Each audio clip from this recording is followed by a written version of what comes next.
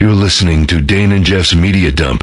Normally I'd say these assholes are the perfect excuse for birth control, but some jackass paid me a lot of cash, so hail to the kings, baby.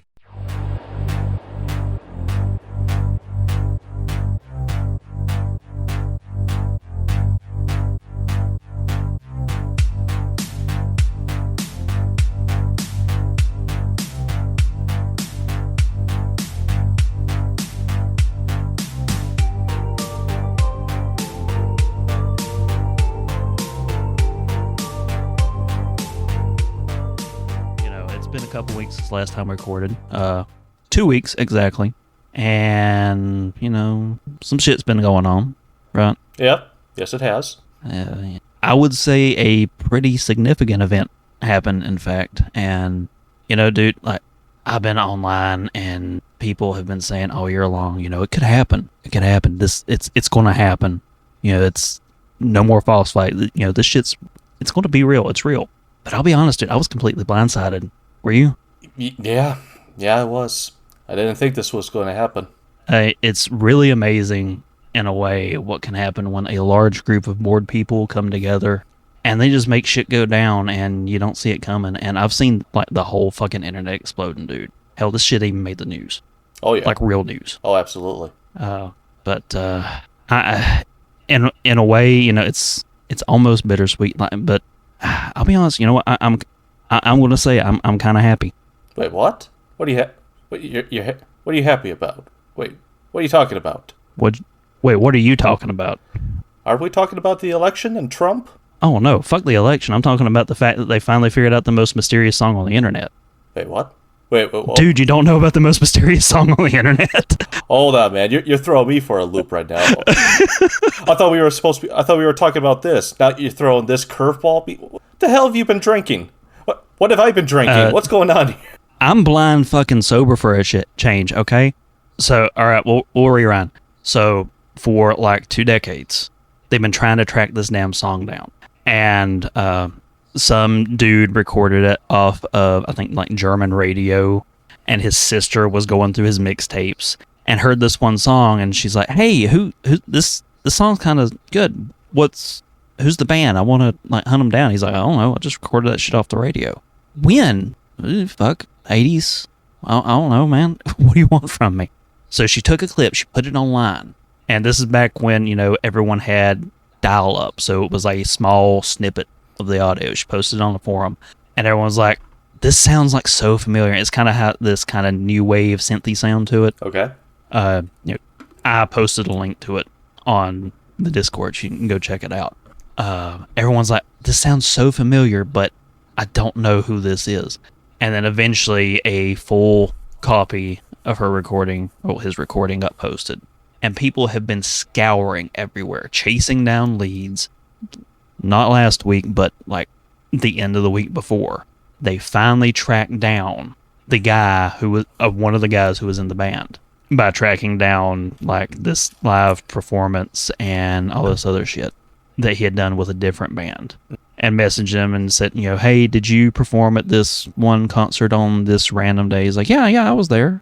All right, like what bands have you been in? Can you send me stuff? And he goes to his closet, he grabs some random cassettes. He's like, yeah, I'll send you some of the stuff that I've done with some of the different bands.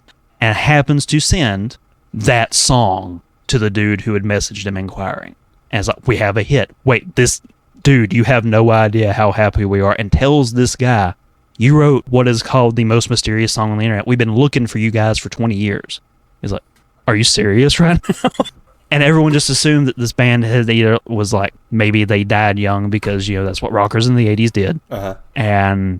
Or that they were old and just not online. No, the entire band is very much plugged into the internet. They do shit all the time. They've just never happened to stumble across the mystery of the most mysterious song on the internet. And it's like, do you know the band members? And he's like, well, there's like one I've lost touch with, but yeah, I still talk to like 2 of the other guys. So they got together. They've been doing interviews on the news. They're getting ready to do a like reunion recording and re-record the thing. They've posted it officially online. So we now know the most mysterious song on the internet is what was it? Subways of Your Mind by a band named Fex. And it was done in 1983. You want to know something funny? Yeah. Even though you just told me that wonderful story and all that, I have no idea what you're talking about. This whole mysterious song on the internet, I have never heard of this. Dude, I've been following this shit for years. Because I kept, like, they would, I don't know if you've ever seen Wang's videos on YouTube, the, like, Tales from the Internet No. and shit like that. Like, he goes into the history of things like Goatsy, Okay. Two Girls, One Cup, One Guy, One Jar. The internet has made people dangerous. You always know that you're talking to somebody of culture if you look at them and go, and then the jar breaks, and they know exactly what you're talking about. I'm completely lost right now, sir. So I guess that just shows how uncultured I am. But that should be another nickname added to mine. The uncultured Mr. Grumpy Syllables. But you know what, dude? It is okay to not be terminally online.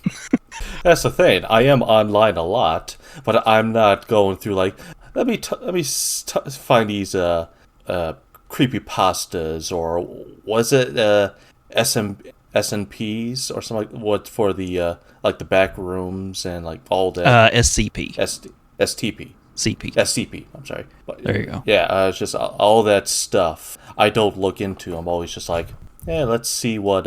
I'm gonna go on YouTube. What video game song do I want to listen before 3 hours while I work? I suggest the Doom Eternal soundtrack. That fucking thing rocks. Well, I'll listen to that. I'll listen to the Hades soundtrack, Final Fantasy. I mean, even it's just like, wow, okay, there's a Mass Effect song that I absolutely love. Oh, there's an hour version of it on YouTube. Fantastic.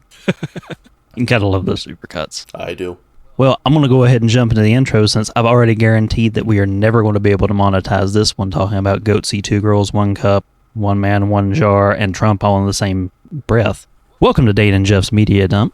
I'm your host, Mr. L. Dane Puzzles Esquire, Mr. Puzzles for short, Dane for shorter.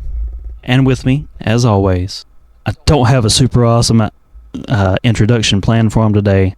He's awesome, he's grumpy, he's confused by my ramblings. Mr. Grumpy Jeff. Jeff, how you doing? Hello, my listeners. How are you?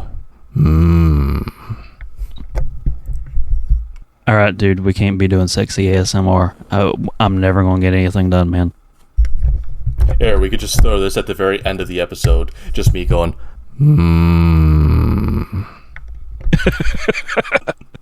Don't tempt me. So what have you been up to, man? It's been a couple weeks. So, I can say that the most exciting thing that I've done, which is still kind of sad, is, I'm a huge fan of No Man's Sky. Yes, this is true. You are known for this. And I've basically been playing that game since its launch. Well, I just did the expedition that allows me to get the Normandy as the grand prize. So now I have the Normandy from Mass Effect as part of my fleet. Cool, awesome nerd shit. Apart from that, so just getting ready for Christmas and the holidays. So Saturday, this is kind of funny. My wife and I, we spent most of the day after we did housework and such. We also had to wake up very early for overtime. And I was like, okay, today's just going to relax. Tomorrow we're going to work. We're going to do some more stuff around the house. So it's 6:30, almost 7 o'clock at night. All of a sudden, my wife just finds this extra energy. It's just like, we need to go to the storage locker and grab all the Christmas decorations. So it's just like, all right. You are married to a monster. I mean, I love her, but yes, she's a monster. But yeah, so we ended up spending the next hour and a half just decorating the home with Christmas lights and all that. It's just, all right, anything to make you happy. I'm not going to lie, I don't miss Christmas decorations. We haven't done any Christmas shit in, let's see. Last year that we did it was the year before my grandma died, and she was the reason that we did it for the last couple of years before that. 16 years, 17 years? Ooh. Dude, I don't miss it at all. Well, I don't mind doing Christmas decoration. What I hate, though, is our tree. Because this is the tree that she got. I don't recall when. It's definitely 20 years old. And it's in 3 parts. So you got the base, the middle, and the top. You know, you would think, oh, that's nice and easy. But this tree is just a complete hunk of shit. It's one of those metal trees that it's like you actually have to fold it out. Like all the branches are collapsed inward, and then you have to actually just like you fold them out so they lock into a place. So now, okay, it looks like a tree. But because this tree is so fucking old and all the arms are just so like rusted and such, it's just like, I hate dealing with this tree. And I told her we need to buy ourselves a new. She's like, next year when we buy a house, we'll buy a new tree. I'm just like, all right, one more Christmas with this piece of shit. It doesn't help. I remember when I was a kid, I remember that we finally broke down and bought one of the fake trees because we had always had the real ones. Mm-hmm. And I don't know how all of them are normally designed, but the one we had was just a pole and it had tiers of like little spots to stick the limbs. And the limbs were just big wire things with a little 90-degree hook on the end. Yes. Stick it in that, spread them out instead of actually being a single piece. That's I remember the first year it looked decent, but it never did again. Yeah. That's the tree I have in storage. And to be fair, they both suck. Metal trees from the 80s are horrible, and I can't wait until we get ourselves a proper... I don't even know what kind of tree to get. I just hope it's better than the ones that we currently have. Yeah, we don't fuck with Christmas, but we do go all out on Thanksgiving. We will usually have like the full Thanksgiving dinner at least 3 times. Mm-hmm. Because last year, I think I did most of the cooking for ours that we did at the house. And my wife got to come home and she's like, oh, shit, what can I do? I'm like, sit down and eat. And we'll usually have a big one at my mom's. And then, depending, sometimes we'll do one with my wife's family. Mm-hmm. Her parents aren't with us anymore, so it's kind of one of those, you know, how siblings tend to scatter. Oh, sure, yeah. So sometimes a couple of times we've managed to get some or all of us together to try and do a little something, but most of the time we just do the 2 for us, and then we'll do turkey again because I'm a fat ass, and apparently I make killer ass gravy. Chicken or pork? What kind of gravy? The way I do it, I pack the butter up underneath the skin on the breast with a bunch of seasoning and herbs and stuff. Mm-hmm. So as that melts, it's dripping into the bottom of the pan with the turkey fat. So I'll get all that goodness up, a little bit of lemon juice, usually a whole stick of butter. Uh-huh. If I got it, might add some white wine in there, might not. Depends on if I'm feeling jaunty. Sticking it up with just a little bit of cornstarch. It's good shit, dude. That sounds very good. Fattening, which is the way I like my gravy. Oh, I'm pretty sure my cholesterol's to the roof. I'm not looking forward to my doctor's appointment in January. I've got my first physical since I was like 19 coming up. I've not been to a doctor in almost 20 years. Yeah. This is not going to be good. Yeah, I need to. The last time I went to the doctor was when I had a kidney stone, and it's just that was sort of just like an emergency sort of thing. I haven't had a physical myself in probably roughly the same as you, about 20 years. I had to have stitches about 8 or 9 years ago when I tried to chop my thumb off making guacamole. And I went and got checked out about a year after that because I decided to exercise. I was going to get back in shape. And this was the day that I decided I'm never running again because I was going to start. It was my first day of this Couch to 5K exercise plan. You ever heard of those? I think so, yes. Yeah. The whole plan is you get out, you walk back and forth just to kind of get a little bit warmed up. Then you run like a fucking madman as hard as you can until you're out of breath, and then you keep walking. And you just keep doing that in cycles until you've covered about 5K worth of distance. And you do that over and over until you're eventually up to the point where you're running the whole time.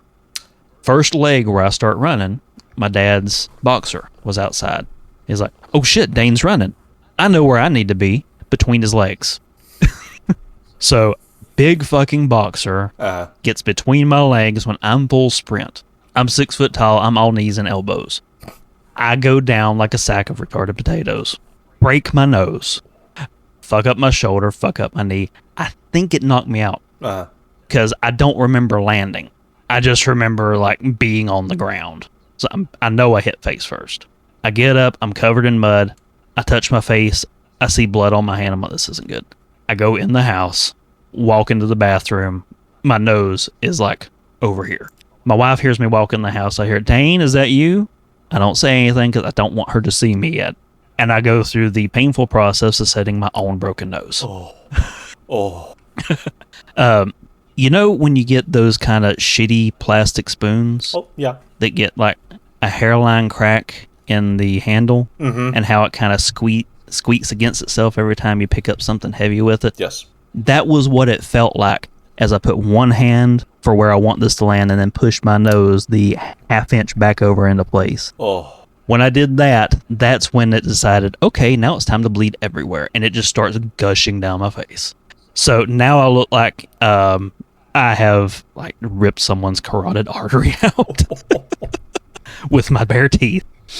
And I decided, okay, now I should let my wife know because she's going to be so much less upset seeing me coated in blood, presumably my own, instead of my nose being on the wrong side of my face.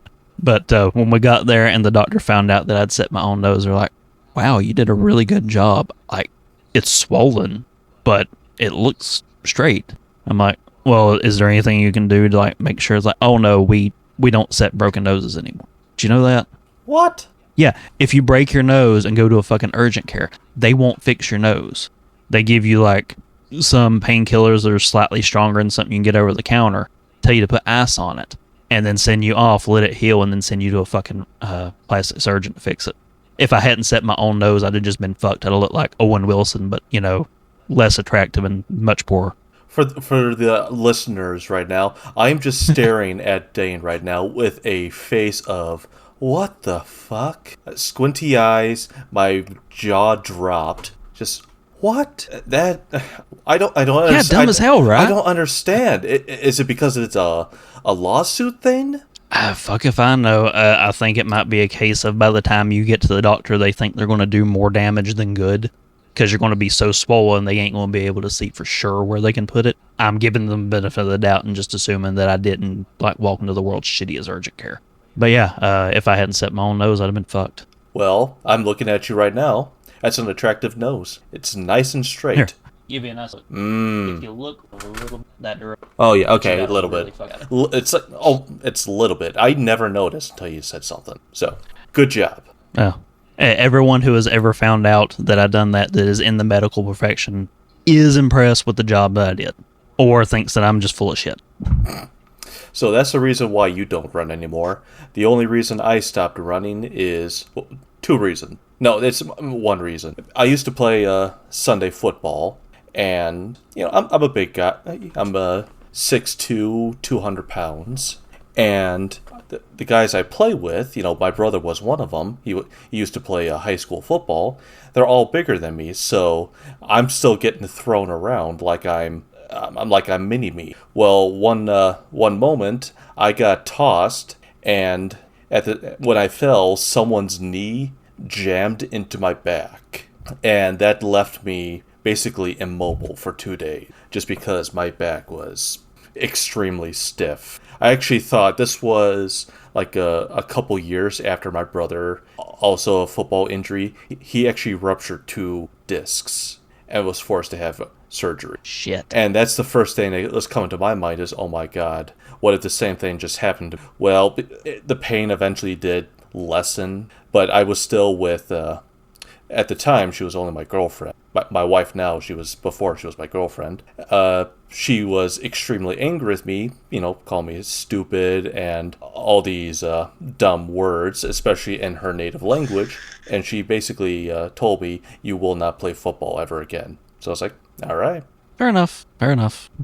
But I used to be a pretty fast runner, and now all of a sudden it's just like, I can run maybe 40, 50 feet, and just like, okay, hold on, I need a break. You also have to remember I was about 30 pounds lighter. I've never been a strong runner. I used to be able to hike up a fucking storm, but, you know, I could go uphill all fucking day long. Sure. As long as I was able to just go at a steady pace. Mm-hmm. You expect me to actually get both feet off the ground at the same time.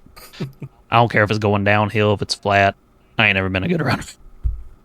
But Oh, has he been up to anything else? no, apart from that, just it's that end of the year. My bosses are just like really pushing us to get jobs shipped. Money, money, money. Yeah, I gotta get that last of the year bullshit in. Absolutely.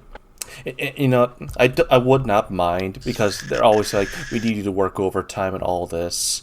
They're always pushing us, there's this problem or, all this stuff, but they never say, hey, you guys are doing a good job. Thank you. I never get that. I know every time that it would get around this time of year when I was working retail, that's when you'd always get the speeches in the meetings like, hey, everybody, want you to know, we think a lot of you. Y'all like family. We got 2 trucks coming in tonight. Extra. Well, the only good... Work it double time. Like a family out there. The only thing I'm looking forward to is the fact that next month is our company Christmas party, and they take us to this restaurant that's close to our place of business. It's have you ever been to a Brazilian steakhouse? I have not. But do you know what it is? I'm familiar with them. I've never actually been to one.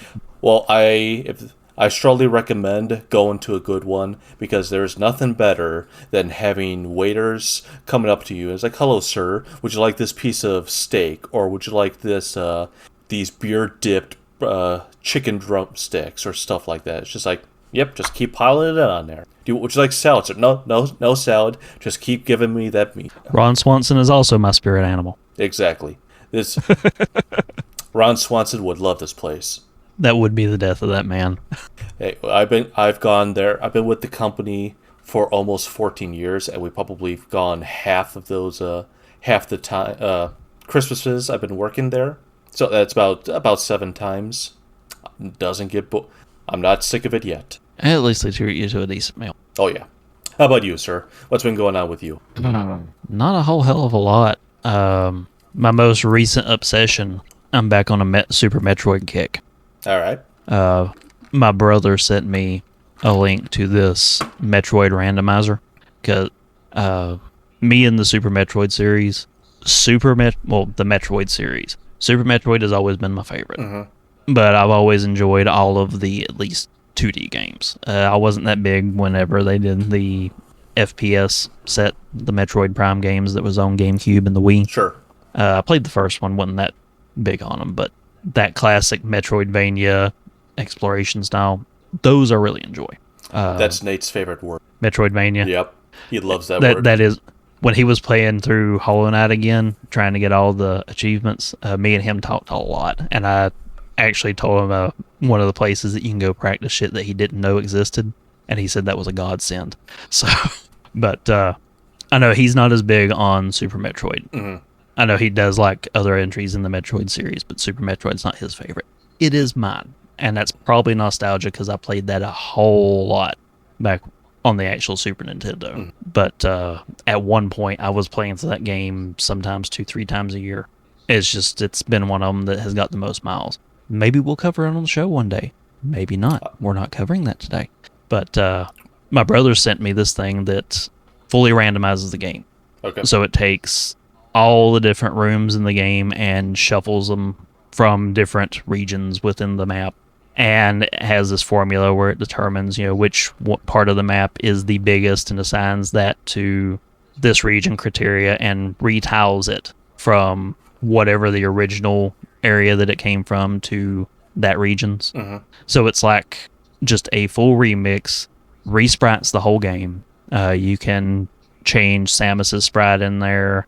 You can change the wind condition. You can make it so that the map is impossible unless you have mastered all the different glitches and tricks and infinite jumps and all that shit. Yeah. You can make it as hard or as easy as you want. And I am loving having a Super Metroid that I don't know everything for the first time. It's like everything feels really familiar where it's the same rooms remixed. Yeah. But not knowing the entire context of the map or where you're going to find shit. Yeah, it's my first time actually going through a ROM hack randomizer, and I'm loving it. I only played Super Metroid once, and I got about 4 hours in. It was an old friend's copy, and we went up to a Wisconsin Dells, and I ended up playing it for like 5 hours straight. I'd never beaten it, But the next time I wanted to play it, he had deleted my file. So it's just like, all right. Motherfucker. But I have a Switch Online. I have the mini SNES, so I can play Super Metroid. But it's at this point, because I never grew up with the Super Nintendo. I went from regular NES all the way to N64. And the only reason we got the N64 because my brother bought the Star Wars Episode 1 bundle pack. So that was not. We got the NES in '87. We got my brother bought the N64 in '99. Yeah, skipping the Super Nintendo, I can see how it's hard to go back whenever you jump straight from that to 3D games and trying to go back to it. But there are some real gems on there that I still go back to regularly that I don't think are just the nostalgia of it.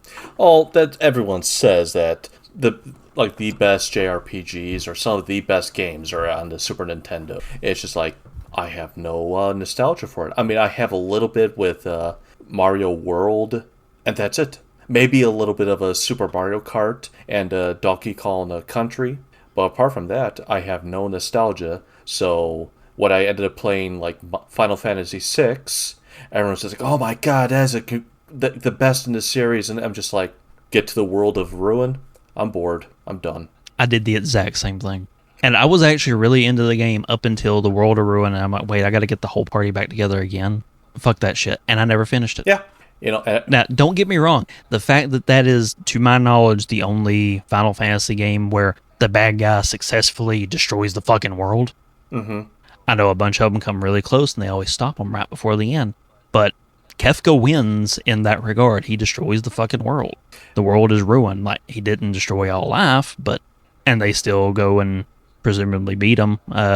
Although, knowing Final Fantasy, they probably beat him, and then, this random power that was controlling him from the background the whole time that we're pulling out of our ass at last minute was the real villain all along. No, from what I know, I've obviously watched so many videos and such. Also watching Tyler stream his playthroughs. Kefka is the final boss, and no matter what happens, the World of Ruin stays the World of Ruin. There's no magical, we're reverting Superman turning the back time. No, the world stays in its condition. So people just have to learn to live as it.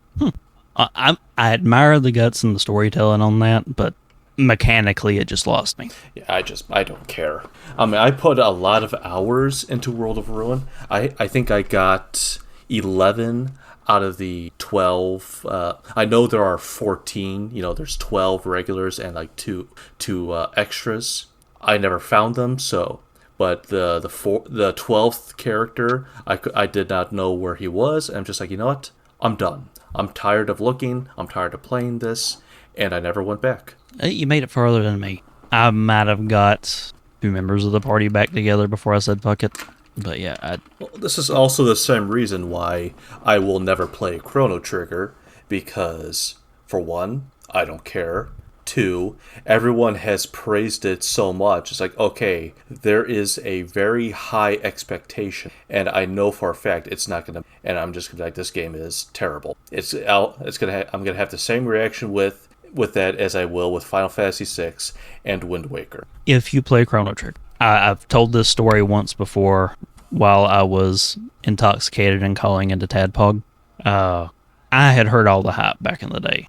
And this was right, I'd missed it when it was on the actual Super Nintendo, and I just got into emulating games. So I played through it. And I used save states because, wow, that is so much more convenient than actually going to a fucking save point. So, through a series of coding mishaps, there is a point in the game, I guess it's a little over halfway through, I think, where you fight a forced battle against the final boss as kind of a preview. Okay. And it's a fight you're supposed to lose. Well, I would lose the fight, and before it had a chance to do anything, I would just reload my save state to right before I started the fight, and I kept thinking, why am I not being able to beat this thing? Maybe I'm underleveled. I don't know, because I wasn't using the guide. And I turned into a dirty cheater because I was like, well, I got to get to the next part of the game because this feels like it shouldn't be the end. So I used a cheat to keep me from dying and managed to beat this unbeatable fight. All right. And then it plays this fucked up ending where you're stuck at the end of time, and every time all the different character NPCs that are scattered all over here now that weren't here before are the developers talking to you about making the game. And that's the ending. I'm like, what in the fuck is this bullshit? People have been hyping this horse shit to me. They can go get fucked. I'm like, I was with this game. I was loving every minute of it. And then they pulled this bullshit on me. So I got pissed, threw it down. I was like, fuck the internet. And then, like, maybe a year later, they were releasing PlayStation versions of the classic Super Nintendo Square games. Yeah. So you had Final Fantasy Anthology that had, I think, 4 and 6 in it. Anthology was 5 and 6. Maybe it was 5 and 6. Yeah, it was 5 and 6, and then Chronicles was Chrono Trigger and FF4. Okay. And they went in, they made some new cutscenes and stuff because that's what Final Fantasy was now known for, was having awesome CGs. Yeah. And because I was a completionist, I had both of these. I'm like, okay, I own it. I might as well play through it because I want to see these Akira Toriyama animated cutscenes. And I play through it. I get to the unwinnable boss fight, and because I'm not being a dirty cheater, I lose, I die. He kills the main character, throws the other 2 party members through time to a different spot, and the game keeps going. I'm like, wait, what? There's more game after this? So the ending that I triggered is a special hidden ending where after you've beat the game once, it opens up the option in New Game Plus, because you keep all your stats and your items, that you can fight the final boss from the beginning of the game. So if you start a brand new game and essentially skip the story and go straight fight the boss and win that way without having any saves, apparently that's one of the flags, I guess, because you will be able to fight him before you have unlocked a save point, I think, something like that. That triggers that particular hidden ending where you get to talk to the developers, because the game has like a dozen different endings. Yeah. And once I realized that I'd fucked myself and screwed the game up for myself, a year previous, I was like, okay, the game doesn't suck. And I played through it again, and I didn't get all the endings, but I've got most of them. Yeah. Over the years. But yeah, I play it every couple of years. I'll go back and replay it. So while it's not like greatest RPG of all time hard stop, as far as retro RPGs go, I do agree it is one of the best, and it's my favorite off the system. I mean, I get the love behind it, but that's the thing. It's never going to meet my expectations, and I've already been disappointed twice with FF6 and Wind Waker.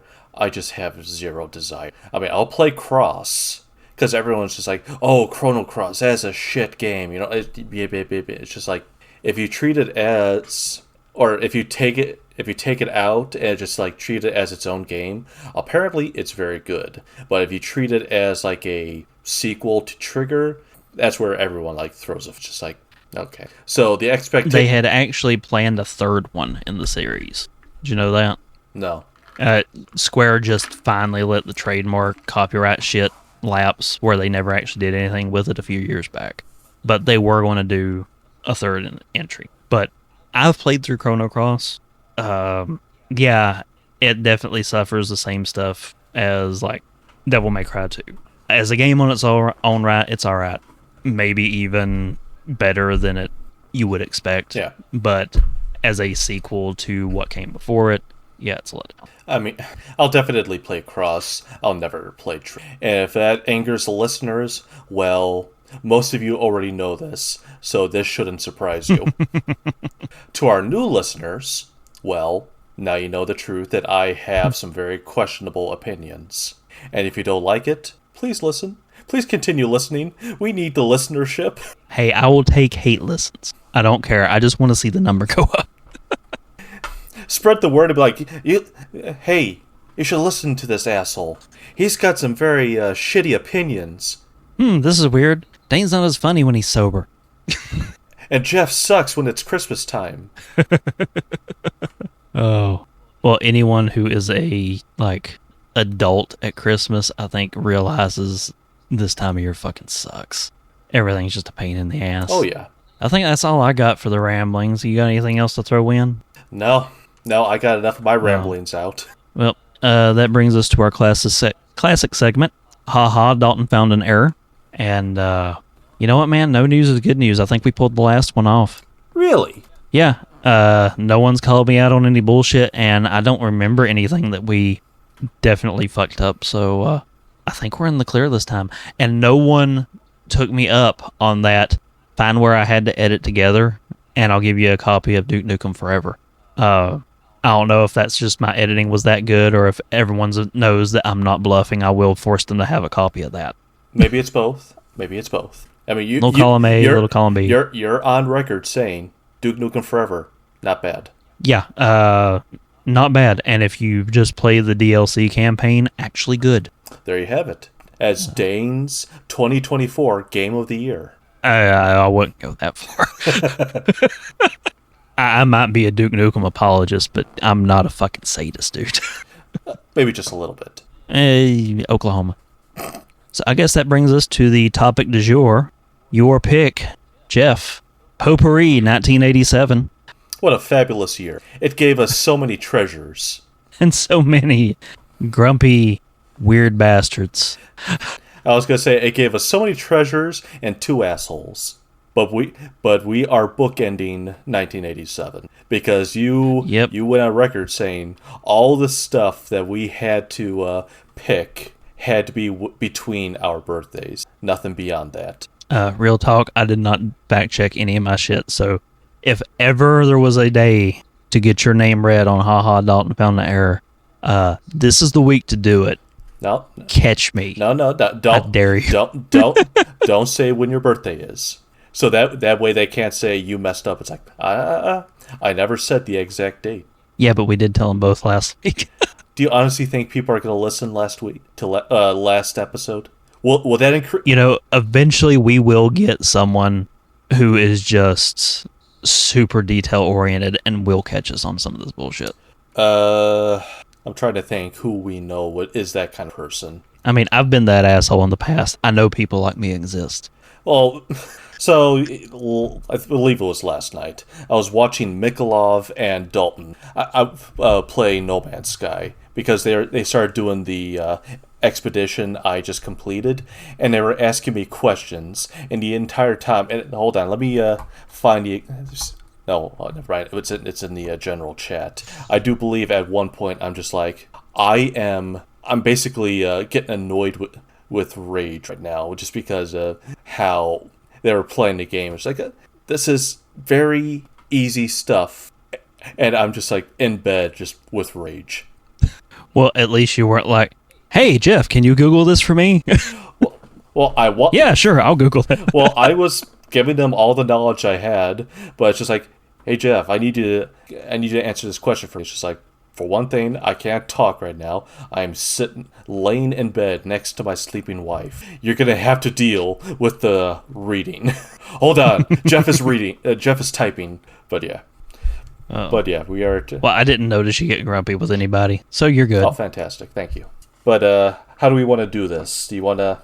Because the potpourri of this is just pick a movie, TV show, video game, and song that came out in 1987. And I allowed you because you're more cultured than I am. It's like you could pick a book, a board game. Well, early spoiler, I did look because I was like, well, I'm going to try and keep my stuff as much to things that were explicitly released in 87. So like, even my show, I did find one that premiered in 1987. Me too. I can't wait to see how many overlaps we might have. I hope we have at least one overlap. I have a feeling we might have one overlap, and I'm kind of hoping it's the TV. That is the one I think is the most likely. We have not compared notes before all of this, so we are going in blind. So my question for you is, do we want to do this in a particular order? And like say, just throwing shit out, like say, do our song first, game, movie, show? Yeah, I'm fine with that. Something like that. Yeah, that's fine with me. Maybe draw out the anticipation since the show is probably the most likely to we've got to overlap on. Oh yes. If we have more, so we'll shave the show. If we may have more overlaps, it's gonna be fantastic. And do you have any honorable mentions that you're going to cover tonight? I do not. The only thing that I want to discuss is because this is the only tie I have. It is for music. It's just like, do I like this song more or this song more? So this one, I'm going to need your help with which is the better of the two. I'm going to have to scramble because whenever I was preparing my notes on music, I cheated and put an album. But do you want me to go first or? Yeah, you know what? Kick it off. I'll let you pick where you want to start off at, man. Well, we'll do your order. So we'll start with song. And oh, just throwing shit out there. All right, start off on song. Well, the two. So Jeff, 1987. What was your songs? What was the tie you got to break? I still haven't found what I'm looking for by U2. Fucking Bono. And Monet Monet by Billy Idol. Okay, I can admire a Billy Idol pick. I think I'm leaning more towards Monet Monet just because I'm more of a rock guy. But that U2 song is still, it's just a nice, relaxing song. All right, here's the thing. Like, I don't have anything necessarily against U2's music. It's just Bono has always struck me as such an insufferable prick. And when we get into my song pick, you're going to be like, wait, Dane, you're complaining about Bono being an insufferable prick? But, yeah. I mean, I don't know what more I could say about those songs. I mean, if you haven't listened to them, just go on YouTube. Just go on YouTube's YouTube. YouTube, MySpace, and I'll Google your Yahoo. There you go. But, yeah, I like both songs. If I'm forced to pick, it might be Billy Idol. I think that's the good call, just because I fucking love Billy Idol. But I mean, he was great in The Wedding Singer. I still remember the first time I watched that movie, and they show Billy Idol. I'm like, holy shit! Is they actually got Billy Idol? And I was so stoked about that. Good movie. Good movie. Back when Adam Sandler did good shit. Right. Which his newer stuff, he's doing better. But there was just such a bad streak. But we've done that particular ramble before. Oh, yes. We did that song and dance on Alien. Go check it out. We had Willie and Dalton on. What a fun time that was.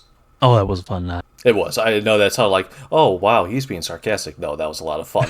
And surprisingly easy to edit, all things considered. It was a longer edit than usual, but yeah. So, like I said, I cheated on music. And I did kind of name drop this last time, so this one is probably the least surprising of my picks. I went for Appetite for Destruction, the Guns N' Roses album. Just the entire fucking album. Yeah. And I know, I said Bono's an insufferable prick. Axl Rose is the fucking egomaniacal nut job who ruined an amazing band. For your listeners, I rolled my eyes and looked up at my ceiling, just like, really? Yes, really. I fucking love Guns N' Roses. I actually liked Chinese Democracy. Did you ever listen to anything off of that album? That was the last one they put out. As far as I know. I'm going to assume no. He worked on that album almost as long as they worked on Duke Nukem Forever. No joke. They started about the same time, and he got Chinese Democracy out like a year and a half before Duke Nukem Forever came out. Because at that point, he had fired the entire band and kept hiring new guys. At one point, he had Buckethead playing guitar, and the two best songs on the album, Buckethead wrote the guitar lines. But on the album cut, he is not the one playing it. And if you don't know who Buckethead is, look him up. The dude's fucking awesome guitarist. We'll see what Dalton has to say, because he is definitely the guitarist of our group. Oh, he will agree with me. Me and him have talked Buckethead before. Did you ever play Guitar Hero back in the day? All right. Guitar Hero 2, the hardest song, was a bonus song, and it was by Buckethead. Jordan. What was the name of the song? Jordan, as in Michael Jordan. I didn't play that one. Yep, that is the hardest one, and I can literally, just barely, but I can count on both hands the number of times I actually beat that song on Expert. Ooh, look. I barely got number 6 in there, so I can use both hands to count the number of times that I beat it. Oh, look at you. I'm king of the castle, king of the castle. All right, anyone who has played that song knows that the solo gets so crazy, and there is a place where you are just frantically waiting for what I always called the blue note of freedom. If you can make it to that note, and it's a long hold, if you can hit that, you've got it made. And I usually failed like 4 notes before it. But yeah, Appetite for Destruction. I love this entire album. Axl Rose is a dick. but Slash is an amazing guitarist. Yeah, Paradise City. That song comes on the radio. I'm fucking singing with it, dude. Hold on, to go look because I know Sweet Child did Welcome to right? Yep. Okay. That is on the same album too. Okay. Awesome fucking intro lick. Probably the best song for Axl's screechy vocals on that entire album. And this will piss you off too. I will limit it to my favorite song off the album. I'll make an official pick, and it is Sweet Child. That's fine. I mean, I like the beginning part, but then after like it does that computer solo, and then like the tone completely changes. It's like the halfway point. All of a sudden, it's like, okay, I'm done listening. Yeah, that is the weaker part of the song. But when you actually listen to like the original album cut, because if you get the radio cut, they cut like 3/4 of the beginning of the song out and just throw it out the damn window. Sure. And when you listen to that, you can actually hear the band playing together, and it's one of those like they just keep building before Axl's vocals come in, and it goes on and on and on in the original album cut. That really shows off what the band could really do, and that is the reason that's my favorite song off the album. Whenever it comes on the radio, it always pisses me off because they do that do do do do do do do that little I think it's a D sus4 progression that was actually the entire impetus for the song. It was just a little finger exercise that Slash would do to warm up. Axl heard it and said, "We're going to make a song out of that," and pissed Slash off because he's like, "No, I'm just doing a warm up, dude. That's not a song. We can't make a song out of a warm up." Oh no, sounds pretty sus. I think it's D suspended for is what sus stands for. It's been a long time since I was learning chords, man. But yeah, it's a pretty song. Yeah, I enjoy it. It's a respectable choice. I respect that song. Like I said, the first half of it I really enjoy. It's just that second half. It's just like, okay, I don't care anymore. Yeah, when he starts going, "Where do we go now? Where do we?" Yeah, dude, you should have figured it out before you recorded the song. I will grant you that. That is very valid, and that is my least favorite portion of the song. But yeah, everything up to that is just, it's beautiful. It's very nice. All right, what'd you say the next choice was? You want to do a video game? Yeah, we'll go ahead and knock out video game. All right, I'll let you go first. All right. So, my video game choice might be a little bit of a surprise for you. Hopefully it's one that comes out of left field you wasn't expecting. Doki Doki Panic for the NES. Oh, the Famicom. Oh, Mario 2. Yeah, well, it wasn't Mario 2 for another year. Yeah, I cheated. No, hey. Because you know as well as I fucking do, I've never played the original Doki Doki Panic. But it did come out in 1987. Yeah, no, I looked up the list. I was like, oh, look at that, Mario 2. I mean, Doki Doki Panic.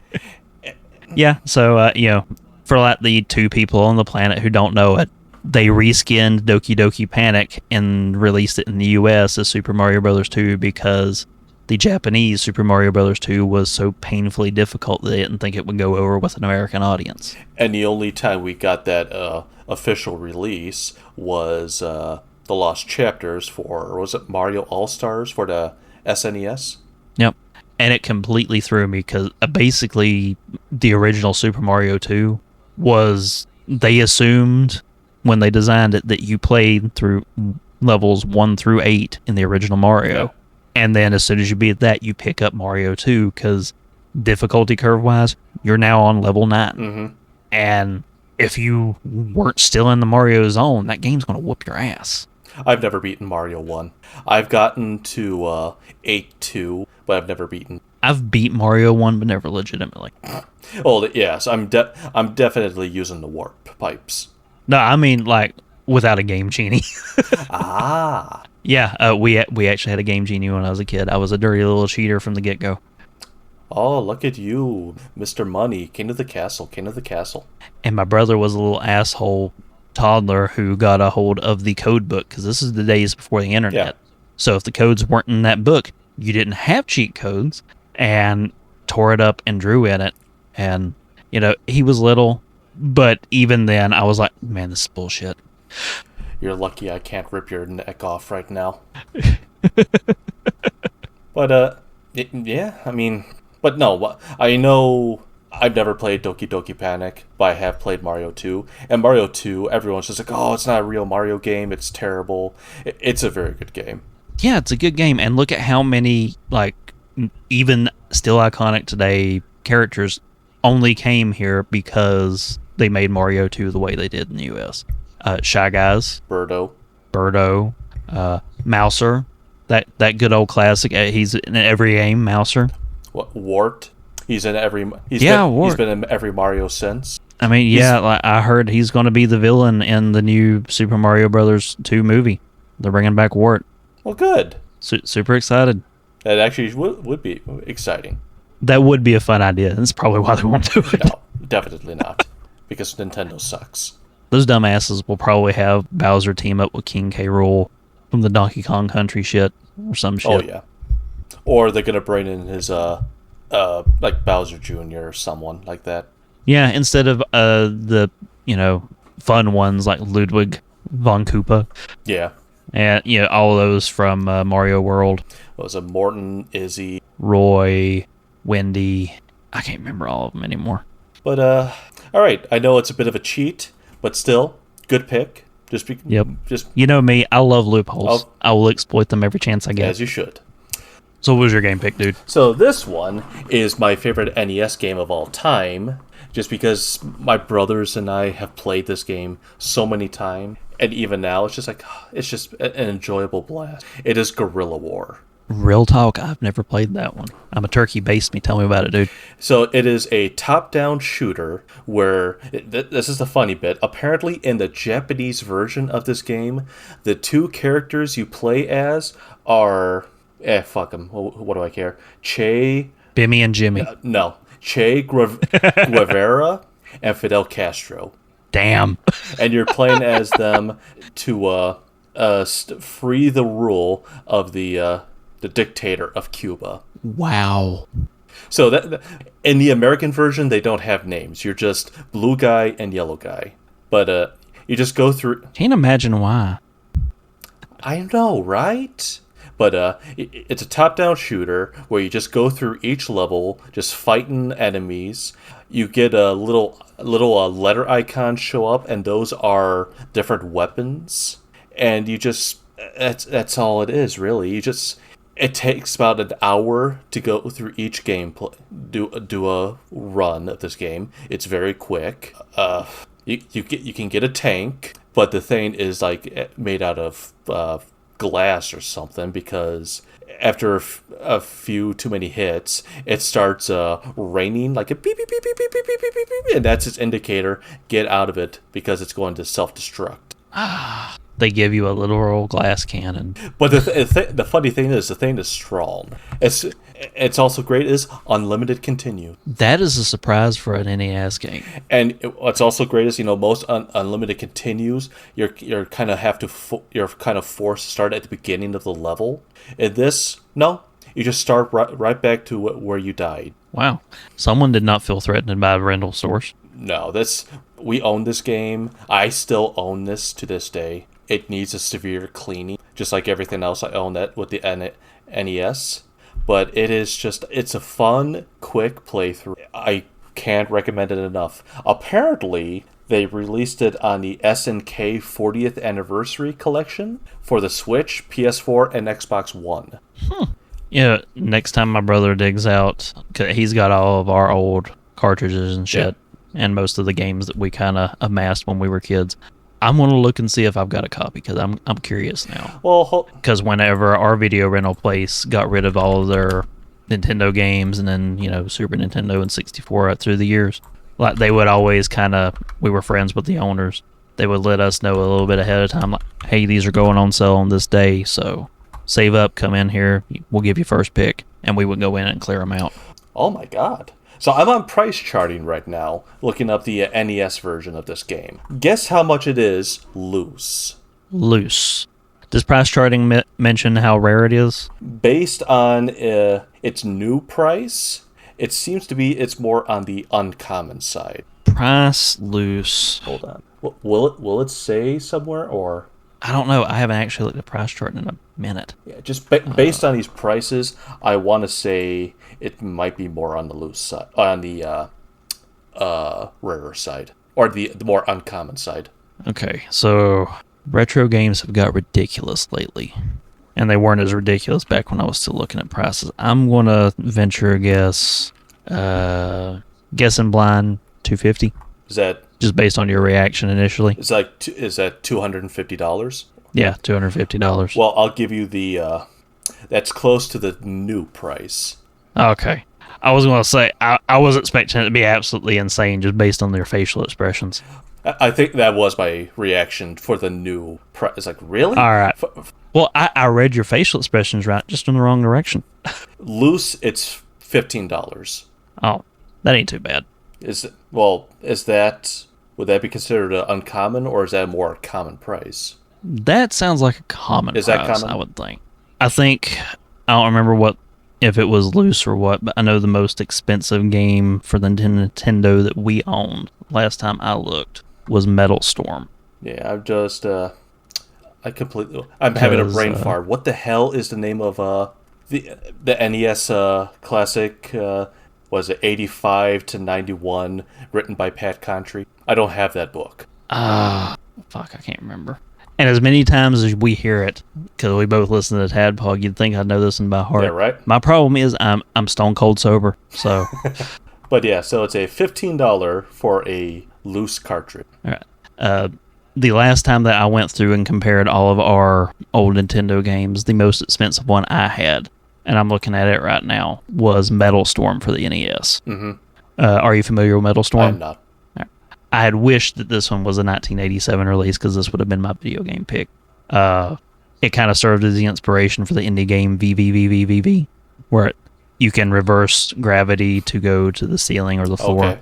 But loose, that game's over $100. That's an SNES, right? No, NES, original Nintendo. That is NES. Complete, not new. Complete Oh, okay. is over $400, and a new copy, $1,700. Oh my god. I'm sorry. And you say, And we had it loose. Well, we still have it loose, but there you go. Sell it. yeah. Fuck no, I actually love that game. Like, that was one of those that I saw the price and like, oh, that is money I will never have because I'm not going to get rid of this one. Why couldn't it be that much money for Dragon Warrior? Right? It's funny. At one point, I just, Pokemon cards were huge a few years ago. Well, I had this specific Mewtwo card, and apparently it's like, it was like worth $1,500. It's like, maybe I should sell that card. I never did, and that price has never returned ever since. So it's just like, well, I've lost so much money because I'm an idiot. Yeah, I remember back in the day playing the Pokemon card game, and my buddy managed to con his mom at the heat of the market into buying him a Charizard. And this was like, if you got a Charizard for $50, you got a hell of a deal. Yeah. So I can't remember what ridiculous price he managed to con her into. So he's like, I got a Charizard in my deck. I'm unbeatable. Fight me. Was it a hologram? Yeah. This is back when, in the original base set, when all of the rares were hologram. Yeah. They didn't have like holo and non-holo variants yet. So he put the Charizard in, and I had a Psychic deck with Alakazam and a Chansey.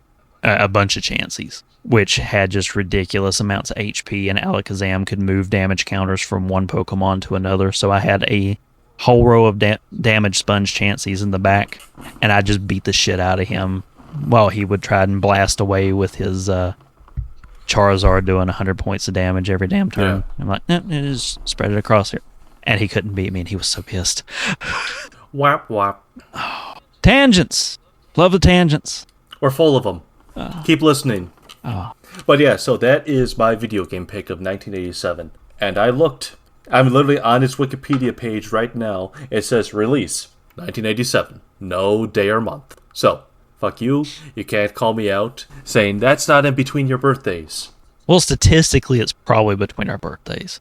Unless it was a week before Christmas release. Yeah, right. Or it came out on like New Year's Day or something. Well, before me, they've got almost a full month to work with. There you go. They got half a month for me. All right, so what did we say was up next? We've done music, we've done video game, we're saving show for last. So we're doing movie, and I'll go first this time. Go for it. I am doing the Kevin Costner classic with Robert De Niro, Andy Garcia, and Sean Connery, The Untouchables. I have not seen that movie in years. It is one of my top 10 favorite movies. It is just one of those. It's a fun mafia mobster movie that completely takes the events of Chicago Prohibition out of proportion. And it's just like, you know what? How about we get the director that did Scarface? Can you bring that energy over to this movie? You will? Fantastic. No chainsaws. Oh, man. That is a good movie. It has been so long since I watched that. I'd forgot just how damn star-studded that was. Well, you need to watch it again, sir. Oh, man. We're going to have to do a whole episode on that movie sometime. Absolutely. I would love that. But yeah, I know what I'm going to end up doing this week. I'm going to be digging through some old movies. Well, have you watched Tremors since the last time we did that episode? I did actually rewatch Tremors. I haven't watched any of the sequels yet, but I did actually end up going back and rewatching Tremors again. Because I still have to watch it a third time with my wife. Because that's such a fun movie. It is a fun movie. Oh. You want to hear us talk about it? Listen to last episode? Last episode was Shaun of the Dead. The episode before was Tremors. Yeah, that was another one of my picks. That's right. I think Tremors was episode 5. Yeah. Go back to that episode. You'll hear us just rave about it and talk almost nothing negative about it. Just because it is a fun, just like The Untouchables. True. So, a little bit of a spoiler. My movie pick, I guarantee you this will be my pick one week. Not next week, or not next time, but we will eventually do this movie. It's the greatest genre flip of all time. Predator. Hell yeah. Give me that testosterone. I fucking love this movie. The first time I saw that movie, or saw a little bit of that movie, it was right after Jesse Ventura died, and my dad, immediately, Jeff, come in here. I'm like, what? I'm playing a game. He's like, get in here. I'm like, all right, fine. Come on, you gotta watch the scene. And all of a sudden, the scene happens where they're shooting wildly into the jungle after the Predator just killed Jesse Ventura. And I'm literally just like, I might be at full erection right now with all this testosterone. The thing that I love about the movie, that will definitely come up in great detail eventually down the line, is this was, like I said, one of the greatest genre flips. Because you watch the early parts of the movie, it's like a typical 80s action film. Oh, sure. They've got like bodybuilders, whole damn team of them, machine guns. They're unfucking stoppable. And then the Predator shows up. And all of a sudden, all the badassatry that they bring to the table is now useless. Yes. Like the first scene where they're shooting at the Predator and like they mow down all this foliage, apparently that was like a real shot. Like they really just stood out there and mowed down a bunch of trees and plants, firing guns into them on set. Well, you're in the middle of a jungle. Why not just we're going to use live ammo and just shoot? But yeah, they just go to fucking town and then nothing, and now it turns into they're being stalked and hunted and slowly getting picked off one by one by a superior hunter. And you put the Predator next to Arnold Schwarzenegger. Yeah. And they've got a guy that looks like he could kick Arnie's ass back in the day. Well, it's funny because you look at Arnold, it's like, yes, he is a giant of a man, but then you have him standing next to for the Predator, for one thing, or there's the famous picture where he is in between Wilt Chamberlain and Andre the Giant. And it's just like, well, Arnold, you're like Kevin Hart. Well, I mean, Andre the Giant's kind of an unfair comparison for anybody to have to make. Well, I'm just talking height-wise. I mean, yes. I mean, I'm talking height-wise. I know what you're saying. Hey, you and me look like little kids next to you. Well, I mean, not now. We'd have to do some digging. Yeah, but he's more horizontal than he is vertical. Yeah, still a man among men. But actually, I should say one of my honorable picks. Hold on, just double checking to make sure. Oh, yep. Keep it legal. Yeah. One of my honorable mentions for movies was The Princess Bride. Speaking of Andre the Giant. Yep, and it's really funny that you'd make that because of my honorable mention that we'll get to in a second. But yeah, Princess Bride's a great movie. Mm-hmm. I've been meaning to let my daughter watch that one. just because it's going to make so many of the random shit that comes out of my mouth on a regular basis in front of her make sense. Because I quote that movie constantly in day-to-day life. It is so quotable. Inconceivable. But Predator. That's the word you use. I do not think you know what it means. I do not think it means what you think it means. Well, that's on the list. That movie's definitely on the list. 110%. I think that will be the first time that you and me end up racing to see who gets to pick it first. So next week. No, I already have mine on lock, and unfortunately it is not The Princess Bride, so you do have a chance. Yes. But Predator. No, that is it's such a great movie. I mean, I like that it wants to kind of treat itself like it's sort of horror, just because you don't know what's going on. But when it's all said and done, it's like this is just a heavy, manly action. Yeah, it is. It's kind of like Alien, it's less horror and more thriller. Yes. Predator is at its heart an action movie that does flip the script for a short period to become a kind of, little bit of a slasher flick. Mm-hmm. But, it does make the flip back towards the end when it, Arnie's going Rambo on the guy. Yeah. No, great pick. I've only maybe saw the movie the first time completely like in the last 20 years. But that's one of those movies I watch at least once a year just because like I want some fun action.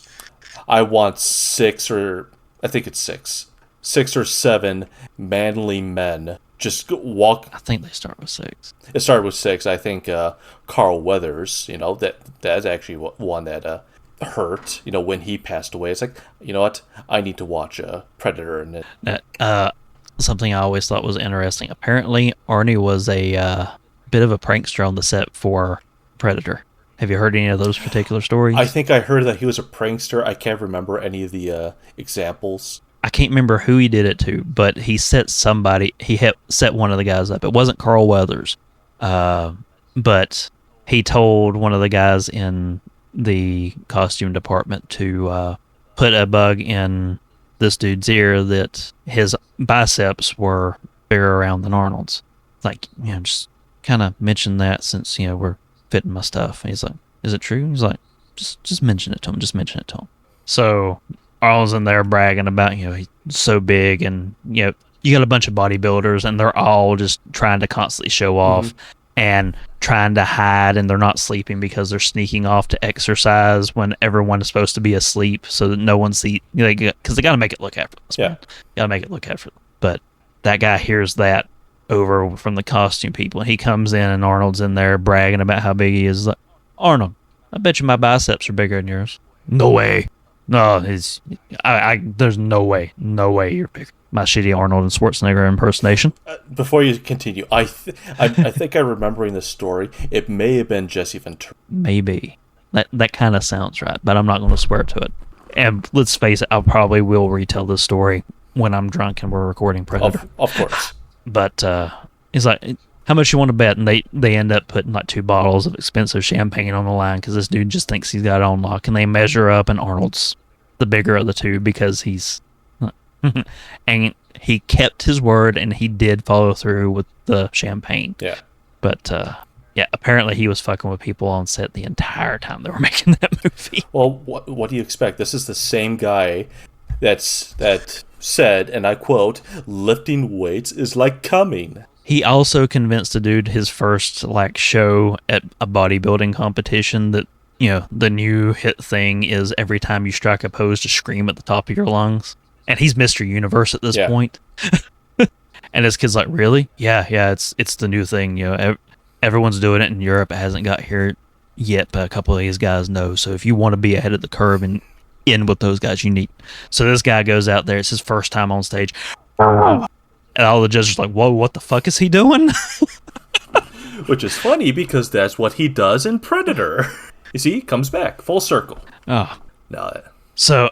I don't want to spend too much time on it anymore because I don't want to run the well dry. No, the point of this episode is it's kind of like teasers for possible future episodes.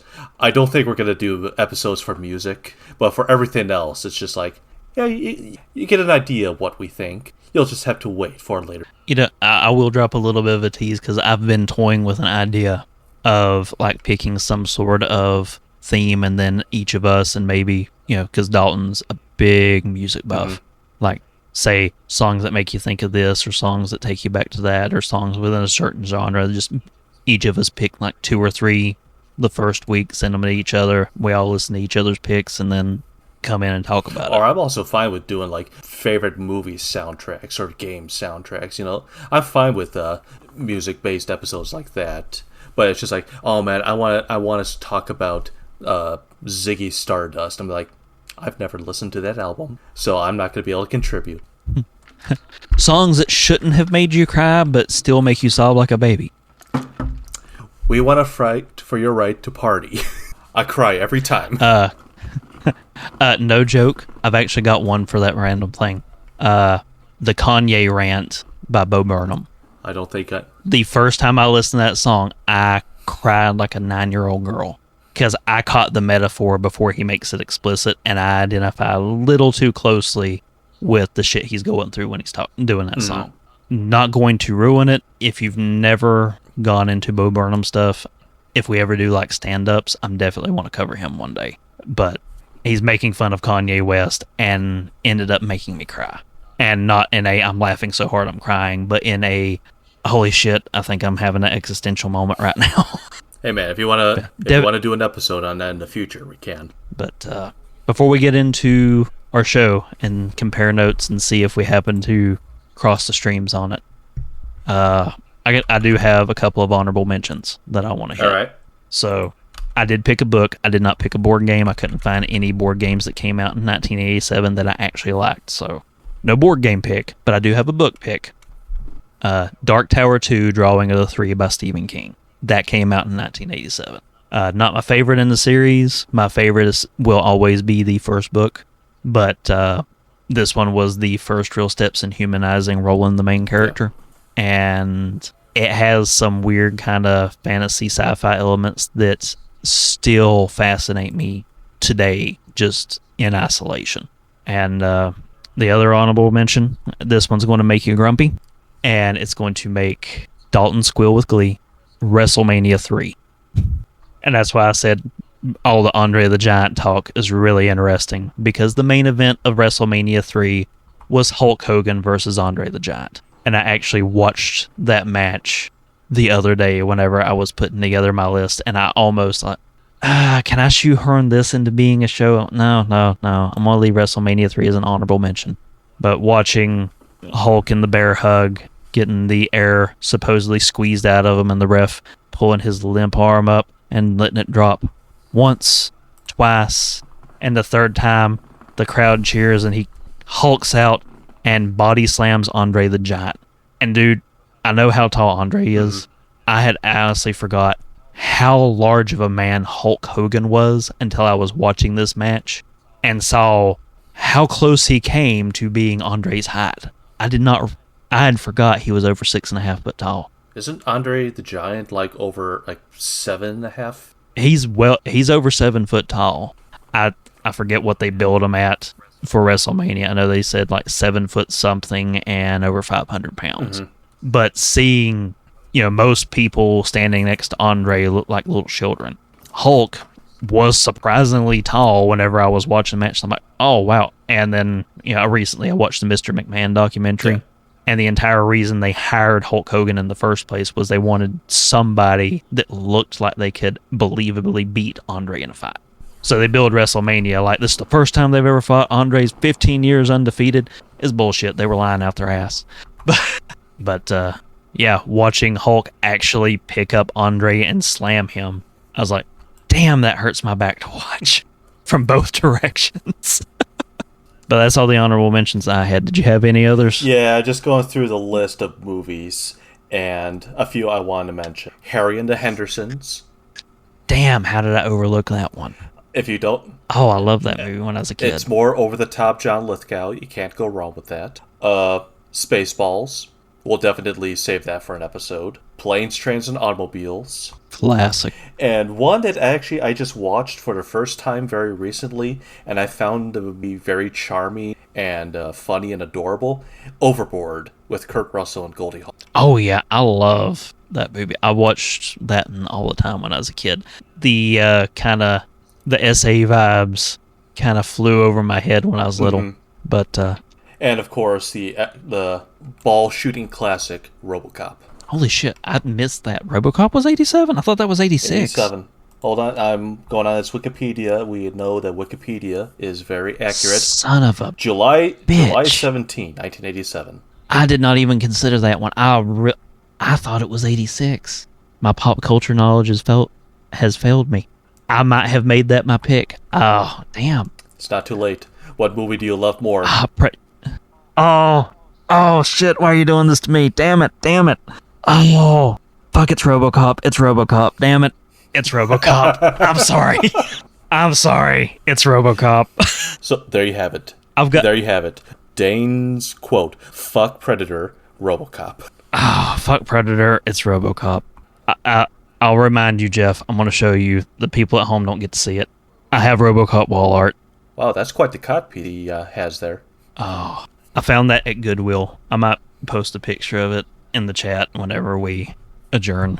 No, we won't say anything just because it's RoboCop. Everyone knows RoboCop, and we'll definitely save an episode for it. Abso-fucking-lutely. I'd be more than happy to watch that movie. Damn. You were so... I did not... Oh, man. That was so hard for a few minutes. A few minutes. That was like for a few seconds. It's like Predator, RoboCop. It felt like an eternity. It's...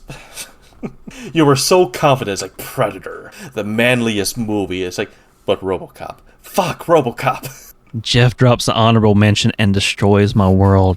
Damn it. Did I destroy it, man. or did I make it better? Because that just makes 1987 that much better. Oh man. Yeah, we've got to do both of those movies. Absolutely. I have so much to say on those things. Oh. Absolutely. I'm all for it. Okay, so it's your pick for the topic. I think you should have the honors of introducing your pick for the show, and let's see if we got the... Or do you want the honors of going last and seeing... Do you just want to do a one... How should we go Do about it? you want to do a 1, 2, 3, go, or... Yeah. Okay. Yeah, let's go 1, 2, 3, Okay. and we'll name it, so... 1, 2, 3. 3, Married with Children. Oh, damn. I was going to say Star Trek The Next Generation. Dude, you know... Yeah. Did that actually release in 87? September of 1987. All right, you want to go first and have the forefront, or do you want to go last and save the best for last? No, I'll go because those who know me, I'm a huge Star Trek fan. But believe it or not, when I was a kid before the early 2000s, I thought Star Trek was stupid. My dad always tried to get me to watch it. I'm just like, I don't want to watch this crap. What do I care? So, 2001, I believe it was UPN, was releasing the show Enterprise, which was supposed to be the prequel to everything, even the original series. This was supposed to be like before the Federation was created. And so I was just like, all right, fine, I'll watch it. Well, one season goes by. I am now sad because, shit, I have to wait for another, like 6 months or whatever for season 2? What the hell am I supposed to watch now? Well, my dad suggested, well, how about Next Generation? All right, why not? So we ended up watching one episode, and my mind was completely blown. It's just like, oh my god. Is there more? I mean, it's like, oh yeah, there's 7 years worth of this show. I'm just like, so I ended up watching the show. And because I started watching the show, they released a movie in 2002. My dad wanted to take me. And so Star Trek has a huge impact on my life. And to this day, it's still one of my favorite shows. I maintain it is the perfect way to end a series. It has the perfect ending. I actually get a little teary-eyed every time it happens, every time I watch it. But The Next Generation, it just means so much to me. And I have to thank my dad for it. So my dad, like yours, he was really big on the original Star Trek. And I still only believe that Trouble with Tribbles is the only episode of that show they ever made, because that's the only one that I ever saw every time they were doing marathons on Sci-Fi. Mm-hmm. Every time I turned on, I was fucking Trouble with Tribbles. I will go to my grave believing that, because I will never try to watch anything besides it to change my mind. Next Generation is the one that I've seen the most of. I had a hard time getting into it. I've not finished the series, but I have seen more episodes of Next Gen than any other Star Trek property. Well, sure. And I know that you saw I have 2 episodes. No, I've seen like multiple seasons. Like it was on Netflix, and is right after me and my wife got married. I decided, you know what? Wiz and Sage is always talking about Star Trek over on Tadpog, and this is back before he was a regular host. And every time he shows up and they're talking Star Trek, him and John Turley coming on and talking about, yep, Burger Bottom. Hey, apparently, if he finds out apparently that nickname has spread to other podcasts, he's going to be so pissed. Hey, apparently I'm the new Burger Bottom now.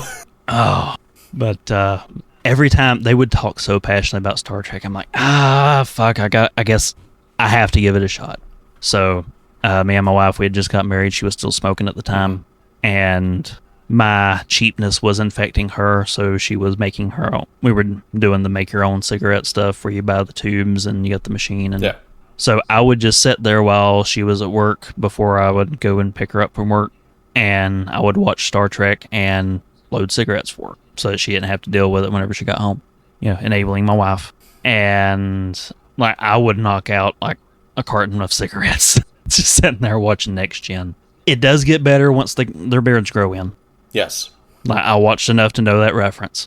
And as much as I like Will Wheaton and other things, Wesley Crusher is insufferable. He has his bad moments, but I don't think he's terrible. Yeah, I was expecting to hate him more just because there's so much reputation. He's caught so much shit for it over the years. But I really do believe that they just did not do him justice. Like, the character, there were a lot of things that they could have done that would have actually played with the things Will Wheaton was going through on set, because he was like the only kid on set. Why don't you actually explore the fact that you have this really smart young person surrounded by adults and the dynamics? Oh no, let's talk more about how Data's not human but almost human. He's trying to figure out humanity. It's like, Data, you kind of have an idea what humanity is. You're just being coy. But, No, I remember the very first episode I watched. It's called Cause and Effect, which is in season 5. And it starts off in its cold open is the Enterprise blows up. It's like 30 seconds to a minute of watching the Enterprise just getting tossed around, and eventually it blows up. And it's just like opening credits. And I'm just sitting there, jaw dropped, like, oh my god, what? So, I ended up watching the episode, and it's still my favorite episode to this day. I don't remember the details anymore, but I think one of the first ones I probably saw is one of them where the holodeck goes nuts and again the people from the holodeck are escaping out onto the ship or some shit like that. Like I said, I don't remember the details, but I remember something to that effect being one of the early ones that I remember seeing. That's a lot of the show. There's always something going wrong with the holodeck. It's like, this is a state-of-the-art technology. Well, it keeps wanting to kill everyone. I like the premise of like the way the holodeck would have to work for some of the things. Like, you separate the party and they're within the holographic world, like, maybe miles apart, and they can't find one another. But it's a very finite room. Yes, it's the room. So I just love the knowledge of like, what if like there was a camera that could see through the holodeck's illusions to just see these people kind of wandering around the room like dumbasses. So like it's creating this illusion, and they're like literally like back to back and just barely not touching one another and can't hear one another. Yeah, that notion amuses me. Because the room itself is only like maybe 50 feet by 50 feet. So it's a very relatively small room, and yet it's like, hey, I'm gonna walk a mile away from you. And based on the technology or just, TV magic, you're supposed to be in this very small room, and yet, hey, we're on opposite sides of Chicago. The holodeck fascinated me when I was younger, and even more so with the advent of VR. Mm-hmm. And I know that you've not really messed with it because of motion sickness, but I do think that someone who is smart, like smarter than me, could probably design a like infinite hallway thing there where they slowly drift the camera to the side within a VR unit, like just enough so that if you're walking and you have a big enough room to be able to do the walking play. Here's a theory that just popped to me right now. You talk. It's like maybe it's all cameras or whatnot. What if the holodeck is actively shrinking you as you spread further away from the person you come in with? So it's not the room that's getting like losing its sense of like its physical corporeal form. It's just you're actively shrinking, and that's how distance is created. I always assumed that it would be that it's slightly shifting the illusion so that as you're walking forward in a straight line, you think you're walking forward in a straight line when in reality you're walking in a circle. Because have you ever like tried to blindfold yourself and say, I want to walk straight ahead to that point? Oh, no. Blindfold and then walk it? You're walking all crooked. But I'm just talking about like if you're walking, if you and I are walking together on the holodeck, we could just assume like the floor turns into like some sort of treadmill. So it's like we're not moving. It's just that we're just walking along on an ever-shifting platform. But when you it's just like, oh man, I'm gonna go to this location. Well, I'm gonna be on the opposite side of the city. It's shrinking us. So it's developing the creation or the illusion of distance.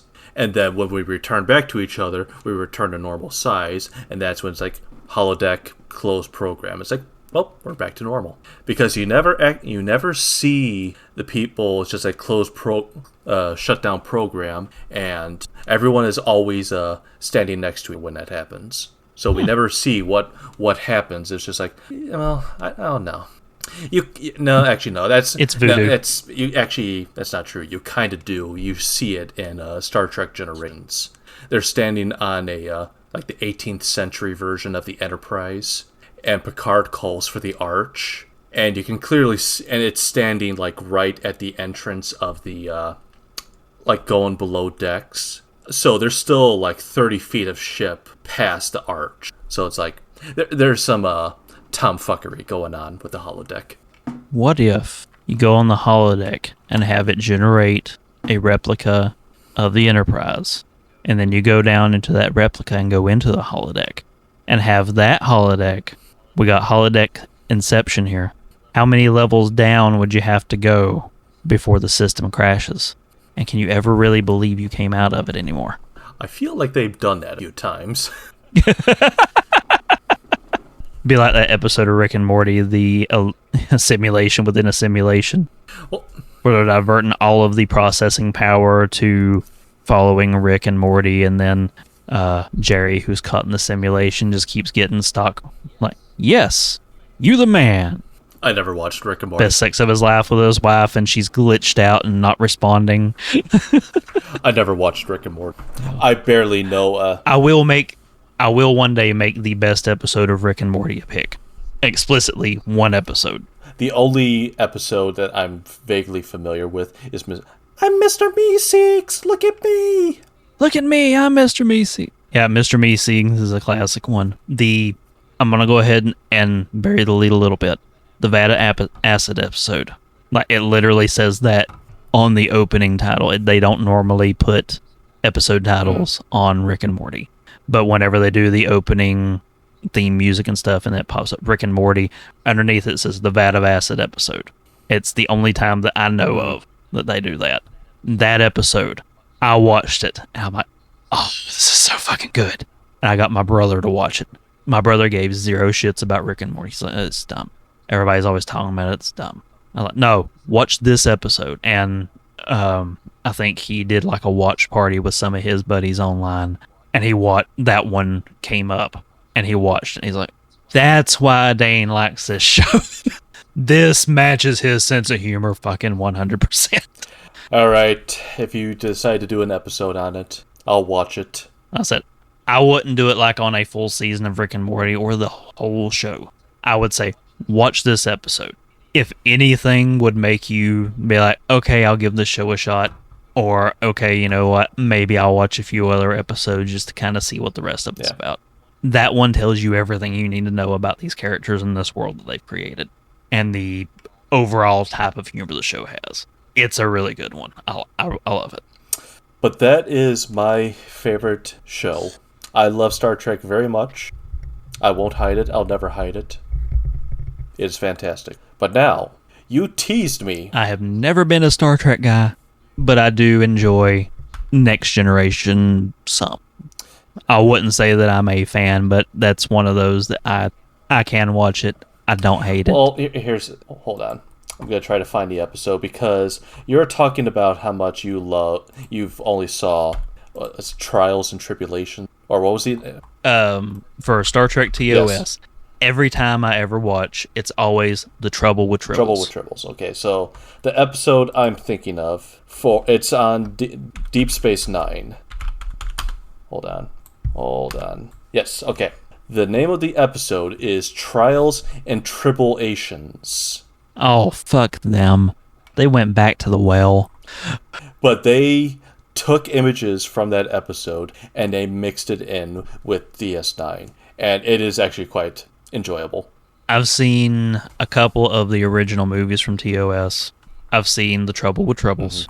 I've seen multiple seasons of Next Gen. And I've seen, at least, I know that I've seen the Next Gen movie where they had the crossover with, Kurt. That's Generations. Pops up in it. All right, Generations. I've seen that one. I know for a fact. I don't know that I've seen any others besides that. I would recommend watching Nemesis, because that's the one I saw in theaters with my dad. It is more action than it is Star Trek, and you get a very nice Tom Hardy appearance. I do know that the last movie they did for Next Gen, they actually got Will Wheaton back for like a cameo to reprise his role, and since that was back in the day when all of the home releases were trimmed down to full screen, if you didn't watch it in the theater, you'd never known he was in the movie because they cut him out. Yes. I completely... Which kind of sums up Will Wheaton. Will Wheaton on Star Trek. Yep. Now, I read his book. What was his book?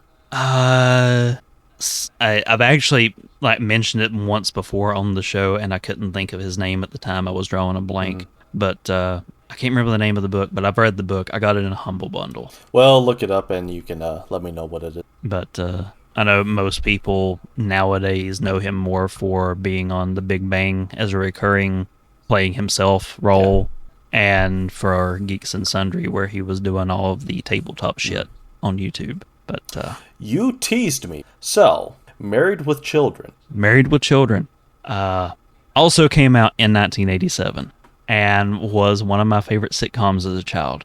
And dude, it's Al Bundy. Did you watch the show? Really? When you were young, did you watch and actually catch some of the stuff? I didn't watch the show until I was an adult. See, I was watching it at a very young age when it was still, new episodes are coming out.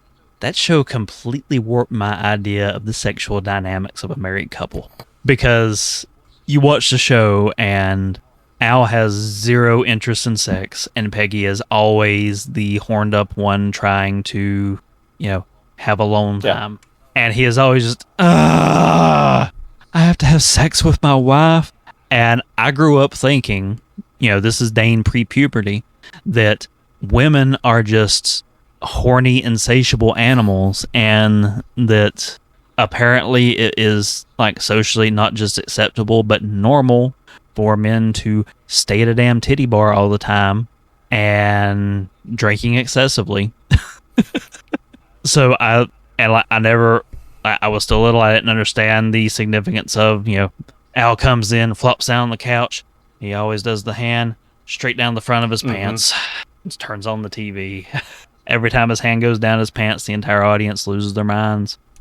I think Christina Applegate was probably my first childhood crush. That's a good first crush. I don't like how much I can see myself relating over the years with Bud when I was younger and Al as an adult. Not with the whole I never want to have sex with my wife thing. I don't relate to that. No, you relate to the 4 touchdowns at Potpourri. Except mine was swapping my from left to right hand in the middle of a ping pong tournament and smoking a kid. Quoting Princess Bride while I did it. As you should. Yeah, I was playing him lefty. And I'm like, hey, you're really good. I am not. He's like, yeah, you are too. But I know something you don't know. I am not left-handed. He's like, what's that? That's what I said to him. I'm like, I'm not left-handed.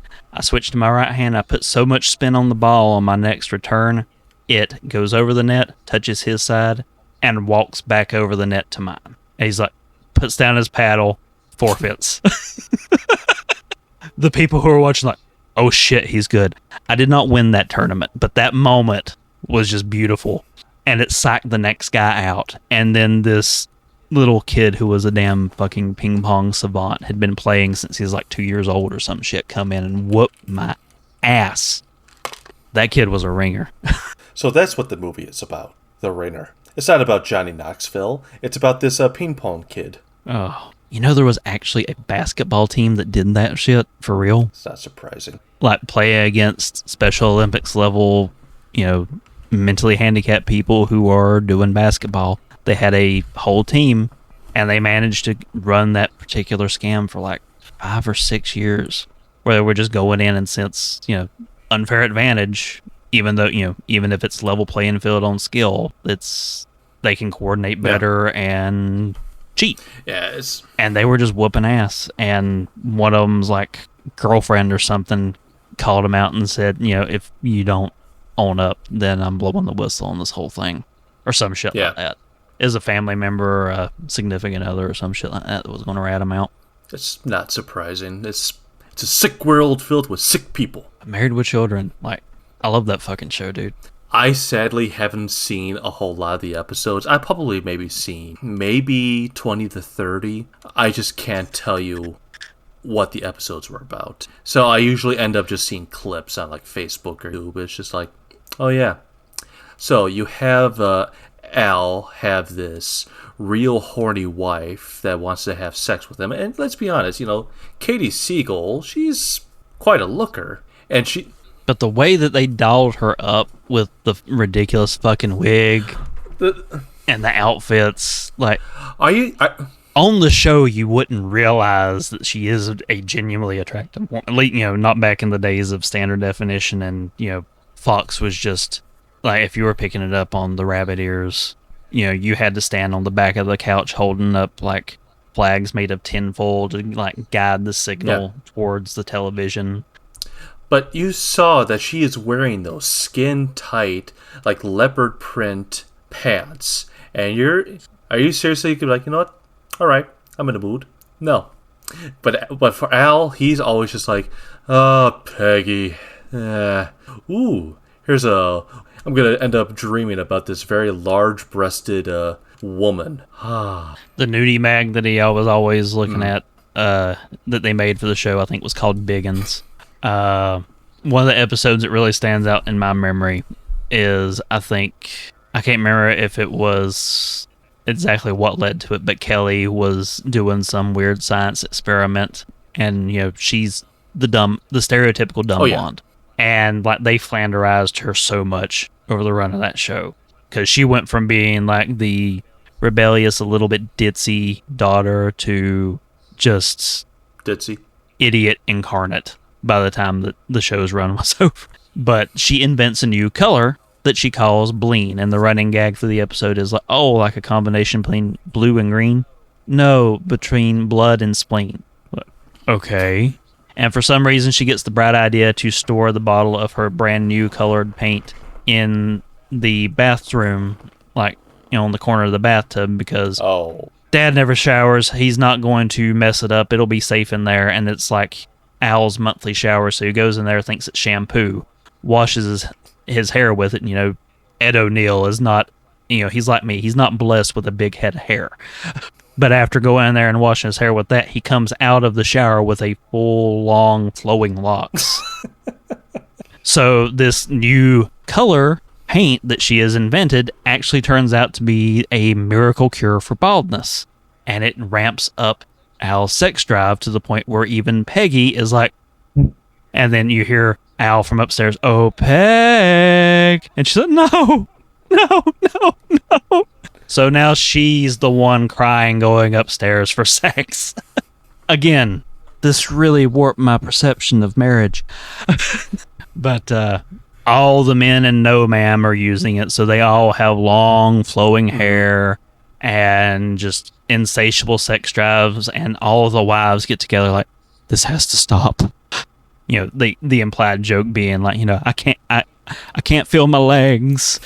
It's just too much. But and they pull the plug on the thing, and like within 24 hours of not using the stuff, all their hair falls out and they go back to being normal, and like normality is restored. But 11 seasons, Married with Children, over 87 and 97. 259 episodes. I still remember the big deal they made when the final episode aired, because it was like a two-parter and Kelly was going to get married. I remember watching that one the night that it came out, because I remember that being a big deal. And then when it went off the air, it was replaced by the George Carlin show. Did you know that George Carlin had a sitcom? I think I did, yeah. Yeah. It got canceled, I think, after one season. If it ran longer than that, it didn't run much longer than that. But even though they held most of the audience that Fox was looking to hold, it didn't hold enough of the audience. So ratings were down, so it didn't last very long. But I remember reading his autobiography that was released and written after his death. So do the math on that one. A posthumously written autobiography by George Carlin. But whenever it's talking about that in the book, I was like, holy shit, I thought that was a fever dream and that I'd imagined it. But he's also Mr. Conductor on Thomas the Tank Engine, Shining Time Station. It was originally Ringo Starr in Britain, and when they brought it to America, it was George Carlin, then Alec Baldwin. I'd forgotten about Alec Baldwin doing it, but yeah, I remember that. And I do believe he was proud of his work. So here you go. Here you have this guy with the 7 words you can't say on television, and yet he was responsible for the creation of the FCC. And he also was like the most kindest man in a kid show. What was it about like our generation's children's shows of them getting very, very vulgar comedians to play very wholesome characters? Because I've been thinking about that a lot. My kids watching Full House. Bob Saget. Yeah. The Aristocrats, dude. At the roast, everyone was making jokes about how, you know, Bob Saget and the Olsen twins, and they were like 6 when that show ended, or 7. Yeah. And like, I know that everyone has said that was on the show that he was nothing but, you know, nice and kind to the kids, and, you know, maybe they heard a few off-color jokes between them, but, you know, like, he wasn't a dirty bastard. But I know that a bunch of people have been trying to imply that and rewrite and say, nah, he had to be a dirty bastard because look how messed up the Olsen twins are. And they were joking about it at a roast. Who jokes about stuff like that? Hey, fucked up people with fucked up sense of humor do. That's the whole point of a roast. Yeah. And I mean, it's Bob Saget. You're going to have to like really, really put a low bar on your like morals to be able to find something to burn him on. I'm trying to... I think I may have watched that one. I'm trying to think of some of the people. Was Don Rickles and Cloris Leachman part of it? I know. I remember that I know they got Stamos. And I think they got Gilbert. To come in. Gilbert Godfrey. Yeah, because he hadn't made the tsunami joke and ruined his career yet. But yeah. Tangents. Married with Children. Good pick. But good show. My pick's better. But we're not. I mean, from like a like respectable media standpoint, maybe, but which had the bigger input on pop culture? I would argue Married with Children. Probably. Because it was part of that, the shift towards a more off-color humor in the norm. Because they got away with shit that if Fox had been paying attention and wasn't really, like off the radar at the time, like Married with Children never would have got made. It's because no one was really paying attention to what they were doing. They were able to go as long as they did before everyone was like, oh, hey, people are watching it.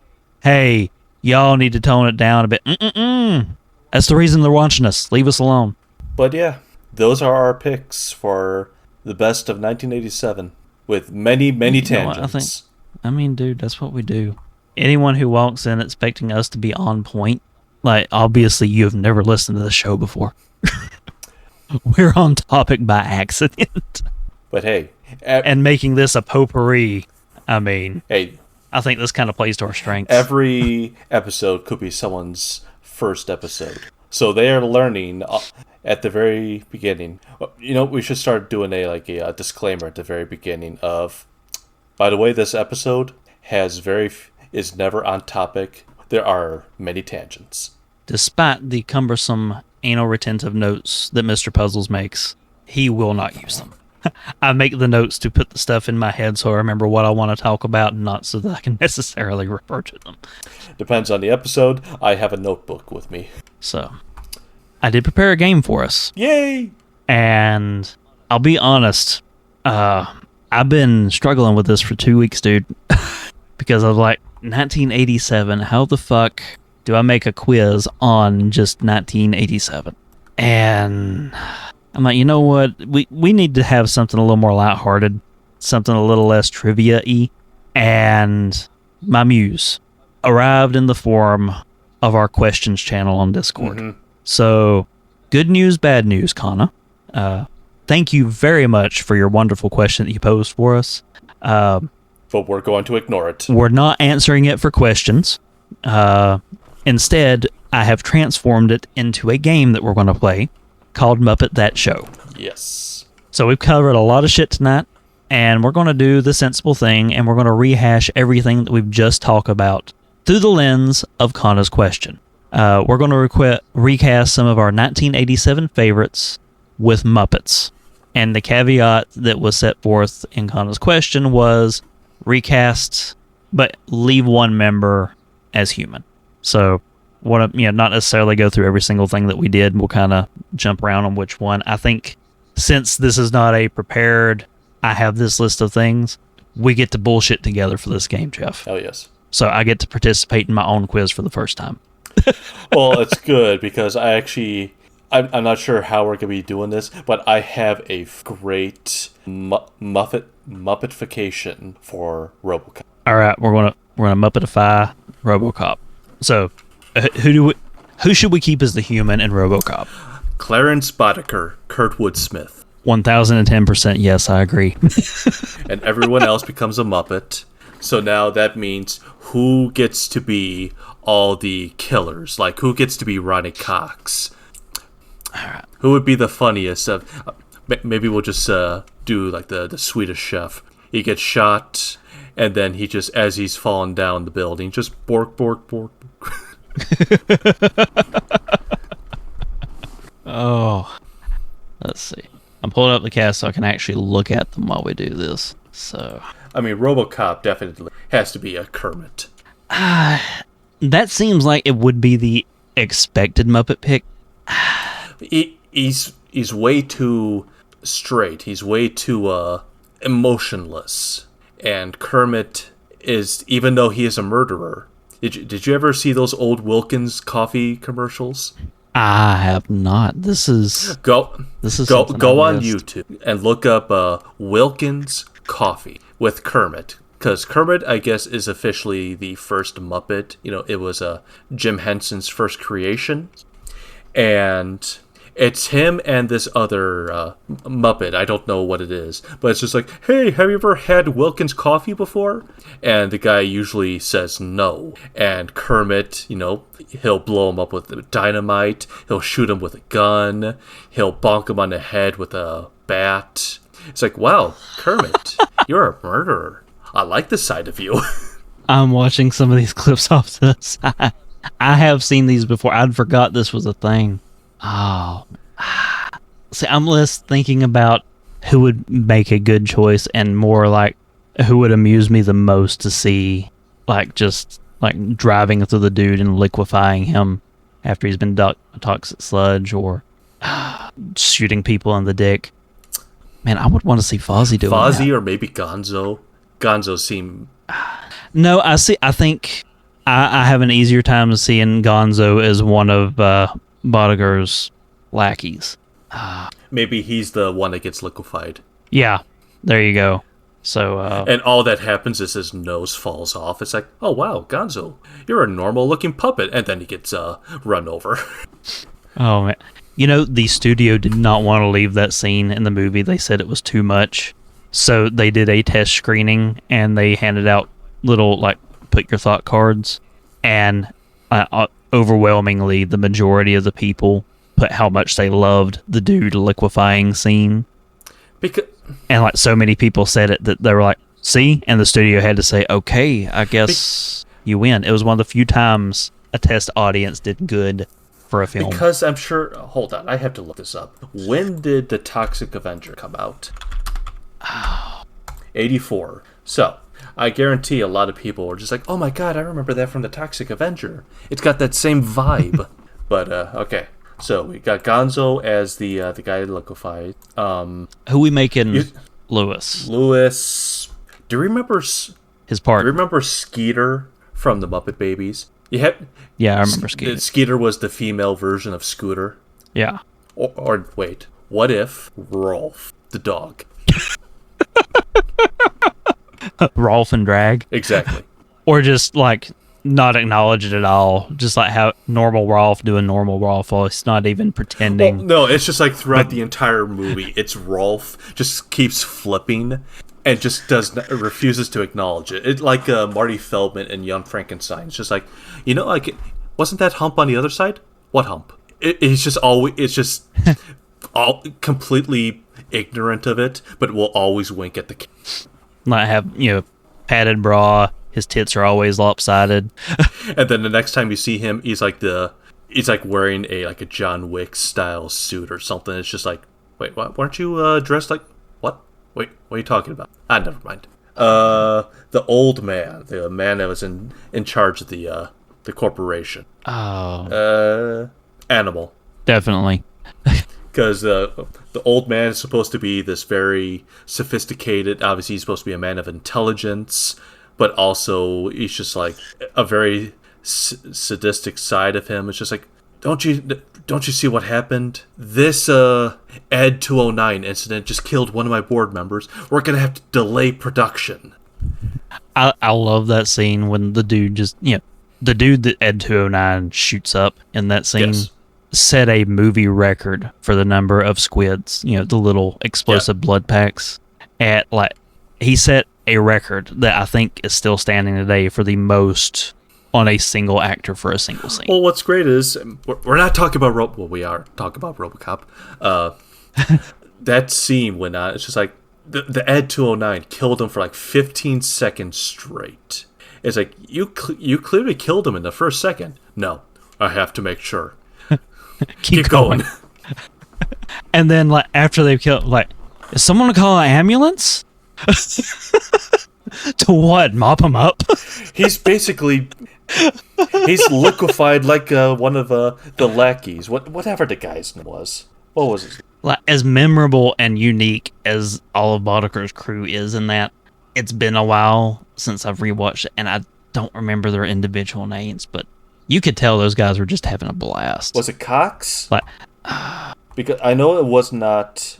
No, it was Emil Antonovsky, Paul McCrane. That's the one I believe that gets liquefied. Yeah. Now I bet you're... I'm looking at him now. That is definitely the one.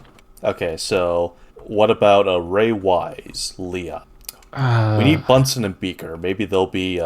they can be Leon and Cox. Yeah, that could work. No. Which one do you want to put who? No. Wait. Bunsen is the Bob Morton, the guy who created RoboCop, and then Beaker will be the I think his assistant. So for the rest of the movie, every time they talk into Beaker, he's still just beep beep beep beep beep beep beep beep. He's just I don't know what you're saying. No, scratch that, flip it. Yeah. No, just imagine looking at him. Beaker is Bob Morton. So you have this it's supposed to be this very top-level scientist who created the RoboCop project, and yet all he can say is beep beep beep beep beep beep. I solved it. It took some workshopping, but I got it. Yeah. I just like the thought of RoboCop Vision looking at Beeper, beep, beep, beep, beep, beep, beep, beep, beep, and it doing little readouts of what is this thing and shit Yeah, like right. that. Can we all agree that the ending of that movie is fantastic? Just because it's just like, Dick, you're fired. Thank you. That was a beautiful, beautiful moment. Thank you. Bum, bum, bum, bum. We'll save it for another episode. Love RoboCop. We're getting to. I know we're trying to answer this question, but we're getting too distracted. But yeah, I think we've covered enough for that one. So There's going to be a lot of Muppets, and Kurtwood Smith is the only human. we did my revised pick. How do we recast next gen? So let's see. Who are we the keeping? only person we're keeping, maybe Counselor Troy. Either Counselor Troy or Worf. I was bouncing back and forth between Worf and, I mean, I want to see Lamar Burton and some Muppets. Okay, so we're agreed that who would play Picard? I feel like that is a solid pick for a Kermit role. Yes. Because Kermit feels like he would fit the role of Picard very well. Well, then Dr. Crusher has to be Miss Piggy. Unfortunately, yes. And that is not a reflection on Dr. Crusher. That's just, kind of the hand we're dealt here. Riker, maybe Fozzie, or if we wanted to do it for more jokes, Gonzo. I feel like Gonzo would be a good Data. Okay. So So we have to pick. Who do we want to see more as the only human? LeVar Burton or Michael Dorn? I think it would be funnier, honestly, to have Worf having to deal with a crew of fucking Muppets. I agree. So LeVar Burton... Just visually. So that I guess LeVar Burton would have to be, or LaForge would have to be, I guess, Bunsen? Yeah, I'm trying to think of somebody that we haven't named that would be a good pick. I'm like diving deep. I'm trying to figure out somebody that I can stick Dr. Teeth in on. Who else? Who is a Muppet that we haven't named yet? Well, let's see. Counselor Troy. Who would eventually marry... What, did we say who Riker is? Did we say that was Fozzie? We could do Fozzie. So then who would eventually marry Fozzie? Because in Star Trek lore, Riker and Troy get married. Who is that crazy blonde guitarist? From the Electric Mayhem? Yes. Janice? Is that her name, Janice? She can play Troy. Yeah. Just because it's like Troy is supposed to be this very knowledgeable, she's a counselor, so obviously she's very intelligent, and then you can have her being played by this very airheadish Muppet. Now, who can we stick in to play Wesley Crusher that we're not going to miss? I know there's Robin the Frog, and he is always just kind of... Or Rizzo the Rat. Maybe Rizzo the Rat. I'm trying to think who could Sam the Eagle play. I know. Damn. Because if we got rid of Worf, I think Sam the Eagle would have been a fun maybe Worf. Sam the Eagle will play can be Picard. He does have the haircut. And he's always frowning and pissed off. I'm trying to imagine Sam the Eagle going, "There are 4 lights."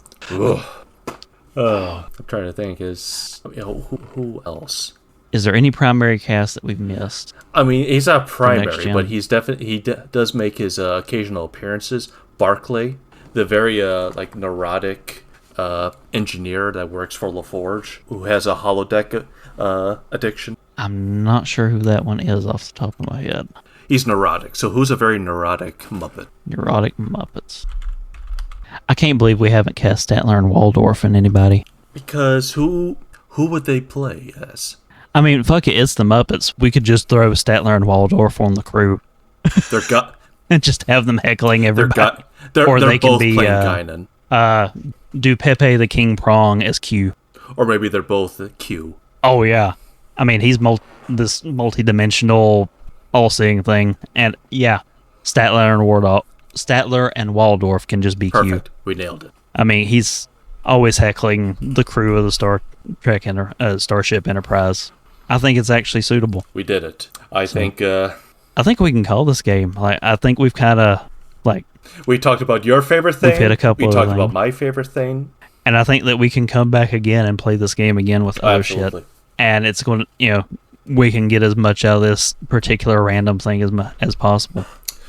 So, did we want to knock out a question tonight? We have, since we only had one left. It's a question from Adam. It was, what does your favorite Silent Hill game say about you? Well, Adam, I can only answer this by saying I've never played Silent Hill. So, I'm not looking at the list right now. Pull it up real quick. So, looking at the list, my favorite Silent Hill is and will always be Silent Hill 2. Which says, cries a lot. But I have seen you cry an awful lot. I've been meaning to talk to you about that. I'm a little bitch like that. But yeah, just the question of what is my favorite Silent Hill, it has to be 2 because, and I'm telling you, that especially after the month that we had, I love horror. Yes. And Silent Hill 2 is hands down, full stop, no qualifiers, to me, the best horror story that I've ever experienced. Whether that be film, book, television, video game. It suffers Seinfeld syndrome because everything copies its plot structure, but awesome game. I love that story. So, apparently I cry a lot, Adam, but Silent Hill 2 is my favorite. And I am an apologist for some of the later games. They are better than they should be, but they are still disappointing. There's a reason they remade Silent Hill 2. I think that's all we had as far as questions since we turned Condas into a quiz. It will definitely return because that was fun. Yeah. Muppet Predator. I look forward to it. Dr. Teeth plays the Predator. I was thinking Sam D. No.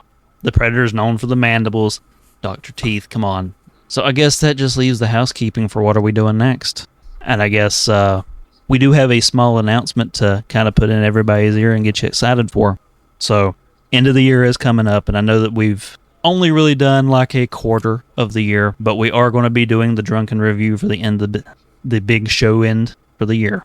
So, open invitation to our podcast buddies.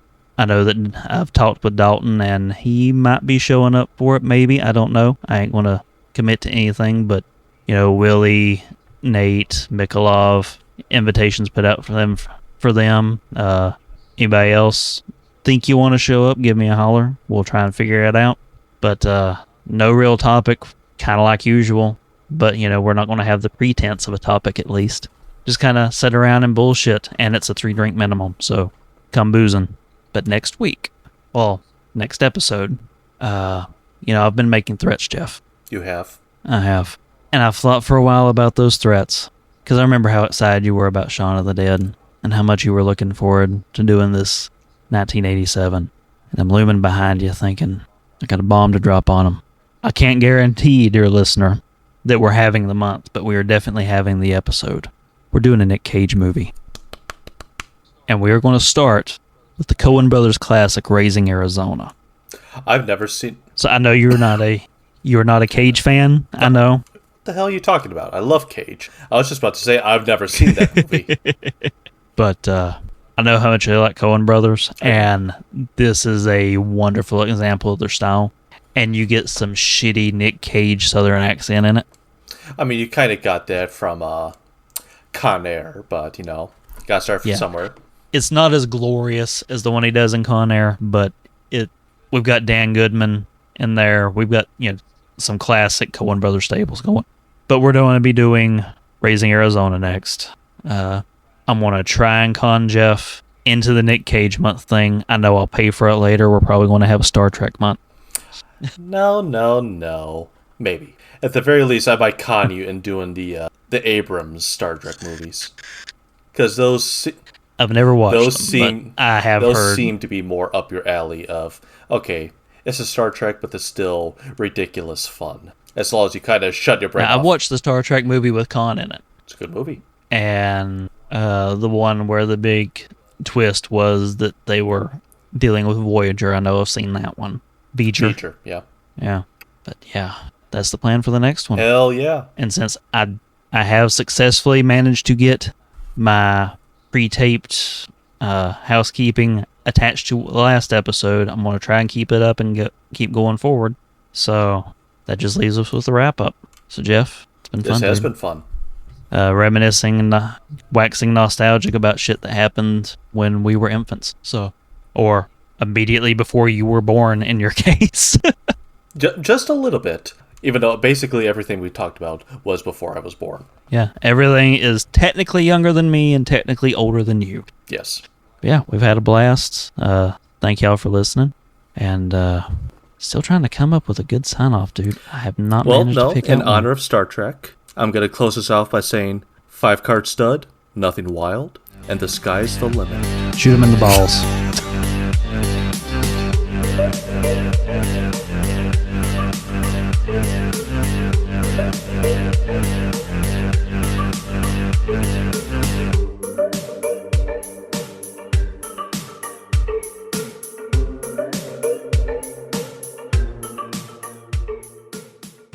Our theme song is Moonpath by Nile The Nightmare. You can find a link to that track as well as his full discography in the show notes or by visiting nilethenightmare.bandcamp.com. Want to hang out with us and a bunch of other entertaining degenerates? Join us on Discord at bit.ly/TSMPDiscord, all caps. Enjoy the show, rate us where you're at, and be sure to subscribe so you don't miss the next one. Where in time is Carmen Sandiego?